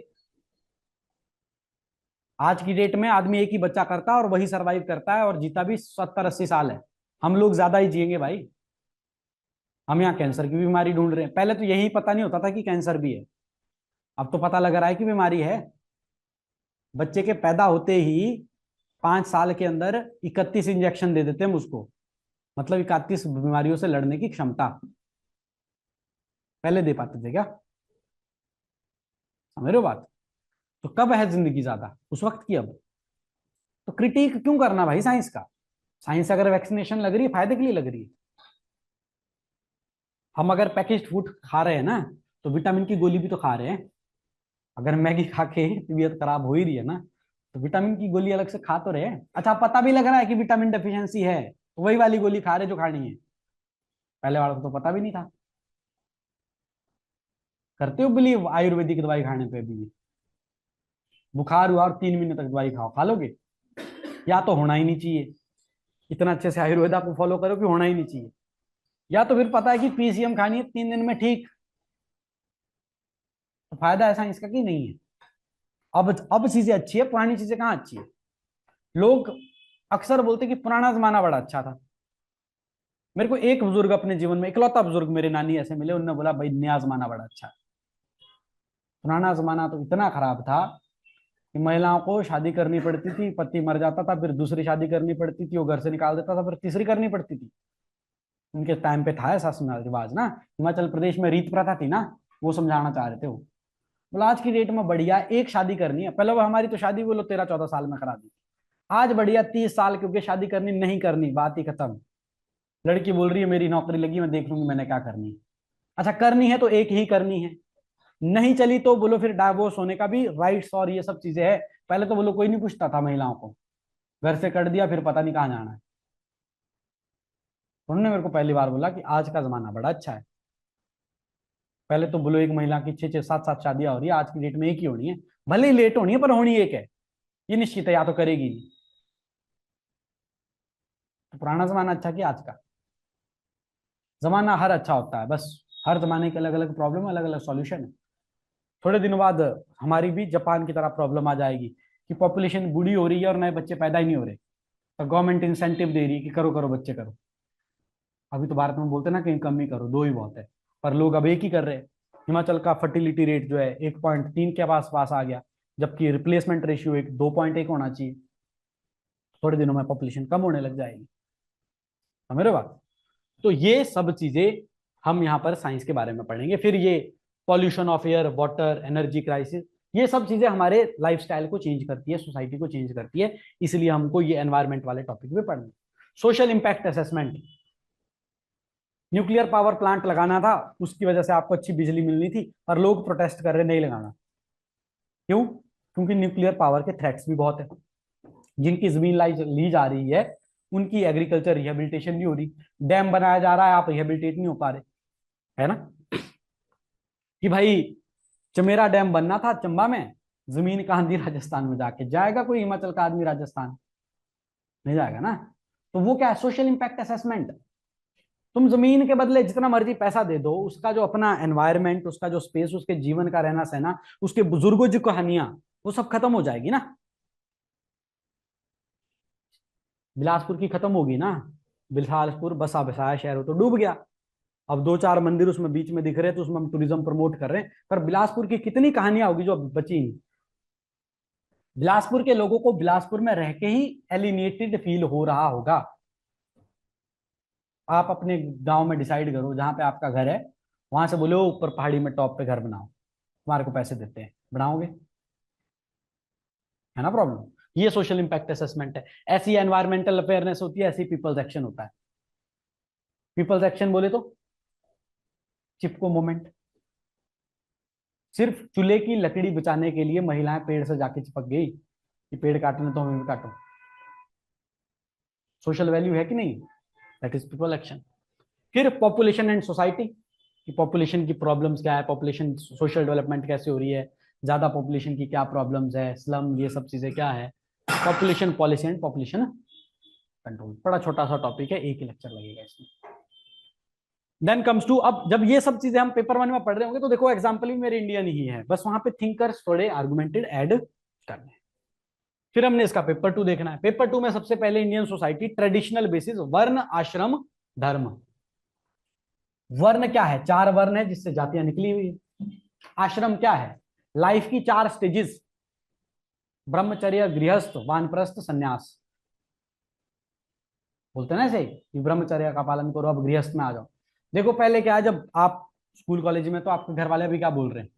पढ़ाई हो रही कि नहीं हो रही, नौकरी लग रही कि नहीं लग रही, यही बोल रहे हैं ना, ये ब्रह्मचर्य है। जैसे ही आप 27, अब थोड़ा 27-28 हो गया, पहले 25 होता था, जैसे ही आप 27-28-30 पहुंच के घर वाले बोलेंगे शादी कब हो रही है, यही बोलेंगे ना। जिनके एचएस में 5-6 अटेम्प्ट हो रहे हैं उनको प्रेशर ये है कि नौकरी लगे ना लगे, नहीं प्रेशर, प्रेशर है अब घर वाले बोले शादी करो। क्यों? क्योंकि ये जीवन का आश्रम है, शादी करनी जरूरी है। ठीक है, फिर आप अपनी फैमिली स्टेब्लिश करोगे, बच्चे करोगे, ये सब करोगे, फिर एक दिन ऊब जाओगे जीवन से कि भाई क्या कहाँ फंसे है इसमें, है 60 साल की जिंदगी होगी यही किए जा रहे हैं। छोड़ो अब परे, आगे बच्चे हो गए, बूढ़े लोग देखे होंगे ना कि भाई बच्चे हो गए, ये जो करेगा करता रहेगा, मेरे को छुट्टी मिल जानी चाहिए, फेसबुक मेरे पास है ही है, ठीक है जो मर्जी करो करते रहो, होता ना ऐसा। भगवान का है। फिर कोई आदमी सन्यास पे निकल जाएगा, बोलेगा दुनिया छोड़ देनी है, मैं योगी बाबा ही ठीक हूँ। ये क्या है? आश्रम धर्म। फिर धर्मा, धर्मा क्या है? हिंदू धर्मा नहीं, धर्मा इज ड्यूटी। बोलते ना पानी पिलाना धर्म का काम है, हिंदू धर्म का काम है क्या? मुस्लिम धर्म का काम है क्या? धर्म का काम है, मतलब एक ड्यूटी है, सेवा है। ठीक है बात। तो हम यहाँ पे पढ़ेंगे कि भाई धर्म अलग अलग तरह के, एक ब्रह्मचर्य जीवन में कुछ अलग धर्म है, गृहस्थ जीवन में कुछ अलग धर्म है, और जीवन भर जो आदमी अपना रोल प्ले करता है उसको स्वधर्म कहते हैं, स्वधर्म। ठीक है, जिसमें आप अपनी लाइफ का क्या ढूंढ पाते हो? पर्पज। उस धर्म को स्थापित करने के लिए हमारे ट्रेडिशन में कहे गए पुरुषार्थ, धर्म अर्थ काम मोक्ष, लाइफ के एम्बिशंस है ना ये, तो उसमें से एक पुरुषार्थ का धर्म क्या है? धर्म। फिर यूनिटी एंड डाइवर्सिटी भारत की फीचर है, पेपर 1 अपने जीएस के सिलेबस में भी लिखा हुआ। Cultural pluralism and unitarianism, Bharat cultural pluralist है ना। हिमाचल प्रदेश में तो गांव गांव में अलग अलग भाषा, अलग अलग रिवाज हो जाते हैं। फिर हम डिस्ट्रिक्ट वाइज अपने आप को अलग अलग आइडेंटिफाई कर लेंगे, फिर स्टेट वाइज अलग अलग आइडेंटिफाई कर लेंगे, फिर भाषा के आधार पे अलग अलग आइडेंटिफाई कर लेंगे। ये क्या है? Cultural pluralism. ठीक है, वो टर्म्स आती है मेल्टिंग पॉट और सैलेड बाउल थ्योरी। मान लो 3-4 एलिमेंट आपने इकट्ठे किया ना, एलॉय नहीं होता एलॉय, तो टिन, जिंक, आयरन इकट्ठा कर दिया तो स्टील बन गया। तो स्टील आयरन से बिल्कुल डिफरेंट होता है, स्टील टिन से बिल्कुल डिफरेंट होता है, बट बना किससे है? आयरन और टिन से। ऐसा ही हुआ है ना अलॉय बनने के लिए। तो ये है melting point, melting pot theory. आपने सबको मेल्ट कर दिया और एक ही चीज में बांध दिया। ऐसा कल्चर यूएसए में दिखता है। ये अंग्रेज लोग गए यूएसए गए, इन्होंने देखा यहाँ पे ट्राइबल लोग रहते, सब मार दिए, रेड इंडियंस ट्राइब रहती थी वहां पे, और फिर एक न्याय कल्चर बना दिया। फिर बोले हम अंग्रेजों से अलग है। बोले क्यों? बोले अंग्रेज जो इंग्लिश बोलते हैं दैट इज इंग्लिश यूके, हम जो बोलते हैं दैट इज इंग्लिश अमेरिकन। होता ना ऐसा आइडेंटिफाई अलग से, तो उसको सैलेड बाउल कल्चर बोल, मेल्टिंग पॉट कल्चर बोलते हैं। भारत से भी यूएसए की तरफ लोग जाएगा तो यूएसए की तरह ही जीना रहना सीखेगा। कल्चरल प्लूरलिज्म क्या? Salad bowl theory. Salad bowl theory क्या? सैलेड की प्लेट आती है ना, तो आप बोलते तो एक ही सैलेड की प्लेट है, पर होगा ऐसे कि कोने में लगे होंगे खीरे, इधर लगे होंगे मूली, इधर लगे होंगे गाजर, इधर लगे होंगे प्याज, बीच में टमाटर, सब अलग अलग दिख रहे हैं आपको। जब आप गाजर खाना चाहते हो तो गाजर खा सकते हो, जब मूली खाना चाहते हो तो मूली खा सकते हो, पर है ये सारा क्या? सैलेड। तो there is one identity that is salad with that identity salad, इसकी जो अपनी आइडेंटिटी है कि मैं मूली हूं, मैं गाजर हूं, मैं टमाटो हूं, मैं ऑनियन हूं, ये भी क्या है, साथ में प्रोटेक्टेड है। That is cultural pluralism. कि बोलने को इंडियन है, वो गाना नहीं है कि फिर भी दिल है हिंदुस्तानी, तो है तो सब अलग अलग आइडेंटिटी, पर बोल रहे कि नहीं जी दिल से तो हिंदुस्तानी है। समझ रहे हो बात? तो वो क्या है, सैलेड बाउल कल्चरल प्लूरलिज्म। यूनिटेरियनिज्म क्या है, जो मर्जी हो जाए कॉन्स्टिट्यूशन तो एक ही है ना, जो मर्जी हो जाए फ्लैग तो एक ही है ना, जो मर्जी हो जाए क्रिकेट की टीम तो भारत में एक ही है ना। तुम बोलो चाहे जो मर्जी, इंडिया इंडिया तो चलाना पड़ेगा जिस दिन क्रिकेट का मैच है। ये क्या है, यूनिटेरियनिज्म। ये कुछ ऐसे पहलू है जिस दिन हम सब लोग इकट्ठे हो जाते हैं। मद्रास रेजिमेंट जाके ड्यूटी दे रही है कहां पर, बॉर्डर पर। बॉर्डर कहाँ है, उत्तराखंड में। लड़ कौन रहा है, मद्रास का आदमी। क्यों लड़ रहा है, क्योंकि उसके दिमाग में है कि भारत का नक्शा क्या है, ये वाला। वो लद्दाख में इधर लड़ कहाँ का रहा था, अरुणाचल प्रदेश का आदमी। वो नहीं लद्दाख में लड़ाई पेंगोंग त्सो में, तो सबसे पहले आदमी मारने वाला जो था वो यहाँ का था, अरुणाचल प्रदेश का। तो क्यों लड़ रहा है वो यहाँ पे भाई, यूनिटेरियनिज्म। वो उस बॉर्डर पे देख रहा है कि मैं पूरे देश के लिए लड़ रहा हूं अब। वो क्या है, हमारे अंदर यूनिटी। बट जब वो हम अलग अलग आइडेंटिफाई करते हैं तब क्या है, कल्चरल प्लूरलिज्म। जय हिंद के बाद जय हिमाचल भी बोल रहे हैं, समझ रहे हो? फिर हिमाचल के अंदर अपनी अपनी डिस्ट्रिक्ट अलग पकड़ लेंगे, डिस्ट्रिक्ट के बाद अपनी अपनी तहसील अलग पकड़ लेंगे। फिर अपना आ गया स्ट्रक्चर कॉम्पोजिशन, ये विलेज सब पढ़ दिया पहले। Problem, constitutional safeguard, weaker section, women, minority, और आगे पहले ट्राइबल पढ़े थे ना, यहाँ पे विमेन, वीकर सेक्शन और माइनॉरिटी। माइनॉरिटी रिलीजियस माइनॉरिटी अलग आ गई। पॉपुलेशन के बारे में पहले पढ़ दिया, पॉपुलेशन प्रोफाइल पढ़ दी। समझ रहे हो, प्रोफाइल समझते हैं, किस जाति में कितने लोग हैं, किस धर्म में कितने लोग हैं। Basic institution, family, changing function, marriage पढ़ लिया। किनशिप, ये नया टॉपिक यहाँ पे, रीजनल वेरिएशन। एक बड़े इंपॉर्टेंट थिंकर है इरावती कार्वे, उनकी स्टडी है, उन्होंने पढ़ा कि किनशिप, हमारी जो नातेदारी रिश्तेदारी होती है ना, उसमें नॉर्थ के कुछ और पैटर्न है, साउथ का कुछ और पैटर्न है, ईस्ट में कुछ और पैटर्न है, वेस्ट में कुछ और पैटर्न है, उसको बोलते हैं रीजनल वेरिएशन। फिर आपके पास कास्ट सिस्टम, ओरिजिन। सबसे पहले कास्ट आया कैसे होगा, तो ये तो एक ही थ्योरी है कि वर्ण थे, वर्ण से जातियां बनी, पर फिर बहुत सारी थ्योरीज है। दो ऋषि हुए, एक है हमारे मनु और एक है भृगु। एक ऋषि बोल रहा है कि सारे के सारे आदमी ब्राह्मण पैदा हुए, उन सब के अंदर अच्छे वर्चूज थे, अच्छे रिस्पेक्टेबल लाइफ जीते थे, बस उनको किसी को बीच में क्या नाम जो है, जो उनके रूल नियम एंड ऑर्डर थे उनको उन्होंने फॉलो करना नहीं एक्सेप्ट किया। बोलो कैसे एक्सेप्ट नहीं किया, बोलो रज सत तम, राजसिक, सात्विक, तामसिक, अलग अलग तरह के गुण होते थे। वो तामसिक गुणों में, प्रवृत्ति में चले गए, इसलिए वो ब्राह्मण के स्टेटस से नीचे गिर गए। अच्छा, दूसरा बोल रहा कि सारे के सारे शूद्र पैदा हुए हैं, अब उन्होंने सात्विक गुण एक्सेप्ट कर लिए तो वो हायरार्की में ऊपर आ गए। दोनों में आपस में लड़ाई। फिर बाकी और थिंकर बोलते हैं, कोई बोलता है कि रेसिस से ये कॉन्सेप्ट आया, कोई बोलता है कि ऑक्यूपेशन से ये कॉन्सेप्ट आया। बी आर अम्बेडकर ने एक नया नाम दिया, दलित। दलित का मतलब क्या, ब्रोकन मैन। दल इत, दल दलना होता है ना, दलना, हमारे यहाँ बोलते हैं ना वो लकड़ी दलते हैं, तो ब्रोकन मैन थ्योरी। कि भाई आर्य वगैरह के टाइम पे पुराने लोगों में हार हार जीत होती थी, वॉर्स होते थे, तो जो लोग हार जाते थे ना, उनकी जमीन वगैरह सब बाकी लोग कैप्चर कर लेते थे और उनके ऊपर नई नई बंदिशें कानून लगा लेते कि भाई तुम ये नहीं कर सकते, ये नहीं कर सकते, ये नहीं कर सकते। तो जो लोग हार गए वो अपने राइट्स हार गए, इसलिए वो क्या बन गए, दलित बन गए। ऐसी फिर बहुत सारी थ्योरी, 7-8 थ्योरी पढ़ेंगे हम उसमें। फिर ये इक्वालिटी जस्टिस का ये कॉन्सेप्ट है, कल्चरल डायमेंशन इसकी क्या है, शेड्यूल कास्ट, बैकवर्ड क्लास, ये सब प्रॉब्लम पढ़ेंगे इसके अंदर। फिर रूरल क्लास स्ट्रक्चर। अब रूरल की डेफिनेशन ही वही है क्या, जो लोग गांव में रहते हैं और खेती करते हैं। तो खेती में बहुत सारी प्रॉब्लम्स है, कोई बहुत बड़ा किसान है, कोई छोटा किसान है, कोई सिर्फ मजदूर है ना ऐसी समस्या। ठीक है, लैंड रिफॉर्म्स भारत में आपने पढ़े होंगे, तो पहले तो यही आएगा इसमें कि लैंड रिफॉर्म्स आए क्यों, क्योंकि जमींदार है, कोई बेचारा टिनेंटी है, कोई मजदूरी है। आज भी ऐसा है कि किसी के पास 10 एकड़ से ज्यादा जमीन है। हिमाचल प्रदेश में तो 86% लोगों के पास स्मॉल लैंड मार्जिनल में आते हैं, वो 2 एकड़ से कम भूमि है। तो क्या वो पंजाब के किसानों की बराबरी कर पाएंगे? क्या हिमाचल के किसानों के मुद्दे वही हो सकते जो पंजाब के किसानों के मुद्दे हैं? नहीं हो सकते भाई। क्या ग्रीन रेवोल्यूशन से हिमाचल को कोई फायदा हुआ? भारत को कोई फायदा हुआ? एक ही फायदा हुआ, फूड सिक्योरिटी का, कि जितना चावल और गेहूं चाहिए था वो मिला, बाकी सारे नुकसान है। जमीन खराब हो रही है, खाद डालते रहोगे, पानी डालते रहोगे, रेत बन गई जमीन। और बाकी सब, बाकी किसान जो है या बाकी फसलों में तो कोई फायदा नहीं हुआ ना ग्रीन रेवोल्यूशन का। बाकी किसान तो भी गरीब है। अब भारत में आइडेंटिफाइड हो रहे कि ये अमीर किसान है और ये गरीब किसान है। ये प्रॉब्लम कौन लेके आया? Green revolution. बिहार के लोगों को आके पंजाब में क्या करनी पड़ रही है? मजदूरी। उतना ही अच्छा था तो बिहार में भी ले आते ग्रीन रेवोल्यूशन। है बात की नहीं? तो ग्रीन रेवोल्यूशन सोशियोलॉजी में हम पढ़ेंगे, इट इज अ फेलियर। सिर्फ खाना दिया उसने और कुछ नहीं दिया।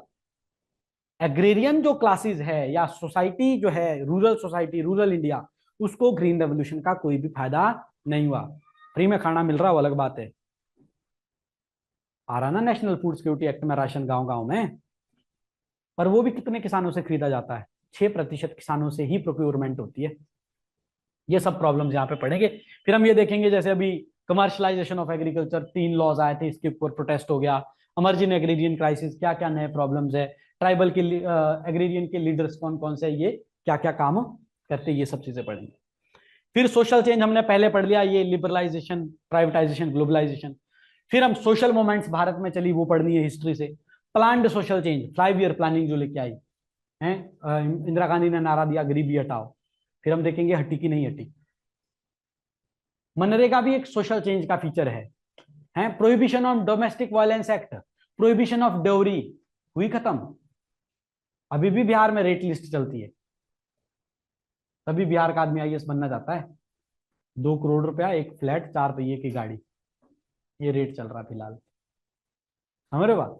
तो ये सब, ये हमने देखना कि जो प्लान्ड सोशल चेंज हुआ है। अभी भी बोल रहे हैं कि बेटी बचाओ बेटी पढ़ाओ, आजादी के इतने सालों बाद बोलना पड़ रहा है हमको लोगों को कि फीमेल का इन्फेंटिसाइड मत करो, उनको पढ़ाओ। बच्चे दो ही अच्छे, चली थी ना बीच में ऐड, क्यों चली थी? कि पॉपुलेशन कंट्रोल करो। That is planned social change. फिर ये सब जो हमने पहले पढ़ ली थी, तो 2 लेक्चर और लगेंगे, ये कवर हो जाए। Power structure, democratic system, traditional society. Panchayat के प्रधानी वही जीतते जिनकी गांव में फैमिली सबसे बड़ी होती है और पैसा भी होता ना ऐसा। यहाँ तो जातियों के नाम से इलेक्शन लड़े जा रहे हैं ना। ये सब क्या है? पावर डायनेमिक्स है। ठीक है। Socio cultural basis of political party, her political party का सोशियो कल्चरल बेस है। बीजेपी को बोल देंगे हिंदुओं की पार्टी है, कांग्रेस को बोल देंगे सेकुलरों की पार्टी है। ठीक है। बीजेपी को मैंने यूपी में अभी बोला कि ब्राह्मण, ठाकुरों और ओबीसी की पार्टी है। समाजवादी पार्टी है, वो मुस्लिम प्लस यादव कॉम्बिनेशन है, अब उन्होंने पीडीए बना लिया है। हिमाचल प्रदेश में चाहे जो मर्जी पार्टी है, पर राजनीति सिर्फ ठाकुर करते हैं। डोमिनेंस ज्यादा ना ठाकुरों की। और हिस्टोरिकली हमारे यहाँ ठाकुर ही राज करते थे, जितने भी राज्य हो सब ठाकुर थे। समझ रहे हो बात? तो ये क्या है? हमारे यहाँ के ट्रेडिशनल सोसाइटी का स्ट्रक्चर है। इसलिए तो राजा बुशैर 6 बार राजा वीरभद्र सिंह प्रदेश के सीएम बन गए। ठीक है बात? प्रेम कुमार का नाम प्रेम कुमार धूमल था, बेटे ने नाम अपना अनुराग ठाकुर रख लिया। सुखविंदर सिंह सुक्खू का नाम सुखविंदर सिंह सुक्खू ही था, जैसे ही शपथ ग्रहण की ठाकुर सुखविंदर सिंह सुक्खू। है, मैं गलत बोल रहा हूं क्या? है ना ऐसा कि नहीं? तो ट्रेडिशनल सोसाइटी में एग्जांपल है ये। फिर socio cultural basis of political party, Panchayati Raj में क्या सब चीजें चल रही है, वो इसको सोशोलॉजी वाले एंगल से देखना है कि भाई रिजर्वेशन देके महिलाओं पैट्रियार्की हटेगी नहीं। इश्यूज एंड प्रॉब्लम, ये जीएस के टॉपिक है सारे। Poverty, inequality of caste, gender, dowry, domestic violence, intergenerational conflict. कि बूढ़े लोग फेसबुक चलाए जा रहे, क्या दिक्कत आएगी? फुल आंखें खराब होगी, चलो कोई दिक्कत नहीं, बुढ़ापे में भी। समझ रहे हो? फिर प्रॉब्लम ऑफ एल्डरली। फिर अच्छा, जैसे प्रॉब्लम ऑफ एल्डरली में बड़ा एक डिबेटेबल चीजें चल रही है, वृद्धाश्रम होने चाहिए कि नहीं होने चाहिए? वृद्धाश्रम होना अच्छी चीज है कि बुरी? अपने पेरेंट्स को भेजेंगे वृद्धाश्रम की नहीं? क्यों नहीं भेजना? अच्छी चीज है वृद्धाश्रम। पेरेंट्स आपको हॉस्टल भेजते कि नहीं भेजते? क्यों भेजते हैं? क्योंकि अच्छे स्कूल में एडमिशन कराते हैं। क्यों करवाते हैं? क्योंकि वहाँ अच्छा पढ़ाते हैं, इसलिए हॉस्टल में भी रखते हैं, क्योंकि वो खाना भी बढ़िया देते हैं। तो तुम्हारे पेरेंट्स को कोई वृद्धाश्रम बोले कि यहाँ पे नर्स भी है, यहाँ योगा टीचर भी है, यहाँ वाईफाई भी है, एसी रूम भी है, कोई भी प्रॉब्लम होगी हम हमेशा खड़े हैं, आपने बस महीने में आके फीस जमा करा के जाना। आप अपने पेरेंट्स को नहीं बोलोगे कि भाई मैं नौकरी में, मेरी पत्नी नौकरी में, मेरे बच्चे खुद हॉस्टल में, हमारे पास आपकी केयर करने के लिए टाइम नहीं है, वृद्धाश्रम चले जाओ। आप उनको नहीं बोलोगे कि आप भी हमको हॉस्टल में छोड़ आए थे जब आपके पास हमारे लिए टाइम नहीं था, अब आप हॉस्टल चले जाओ। ये कॉन्सेप्ट वेस्ट का है, क्योंकि वेस्ट में ऐसे चेंजेस हुए थे। आज हमको कल्चरल बेसिस से वृद्धाश्रम गलत लग रहा ना, पर ठीक है ना। 6 एक महीने पहले एक वायरल हुआ था कि भाई वृद्धाश्रमों की सुना क्यों रहे हो स्टोरीज कि वृद्ध लोग अपने बच्चों को गालियां मार रहे हैं। फायदा भी तो है, बच्चे नहीं दे पा रहे टाइम, इसलिए वृद्धाश्रम आए हैं, यहाँ अपनी उम्र के लोग मिल रहे हैं, इनके साथ गप्पे मार रहे हैं। ठीक है, ऐसी कुछ डिस्कशंस करेंगे। रीजनल डिस्पैरिटी है, नॉर्थ साउथ का डिवाइड है, ecological discrimination, environmental pollution paper 1 में पढ़ा था। व्हाइट कॉलर क्राइम, सबसे अमीर आदमी, सबसे पढ़ा लिखा आदमी ही क्राइम क्यों करता है। आईएएस में रैंक 1 आया था, यंगेस्ट आईपीएस ऑफिसर थे, 57 करोड़ रुपए घूस। 11 बजे एंटी करप्शन डे मना रहे थे, करप्शन ना करने की भाषण दे रहे थे, 12 बजे 80,000 रुपए की रिश्वत ले रहे थे। ये है व्हाइट कॉलर क्राइम। क्यों करता है आदमी व्हाइट कॉलर क्राइम, ये ढूंढना है हमने। पढ़ा लिखा आदमी भी क्राइम क्यों कर रहा है। फिर करप्शन, ड्रग एडिक्शन, सुसाइड, क्यों कर रहे हैं हिमाचल के लोग ड्रग्स, क्यों कर रहे हैं हिमाचल के लोग ड्रग्स।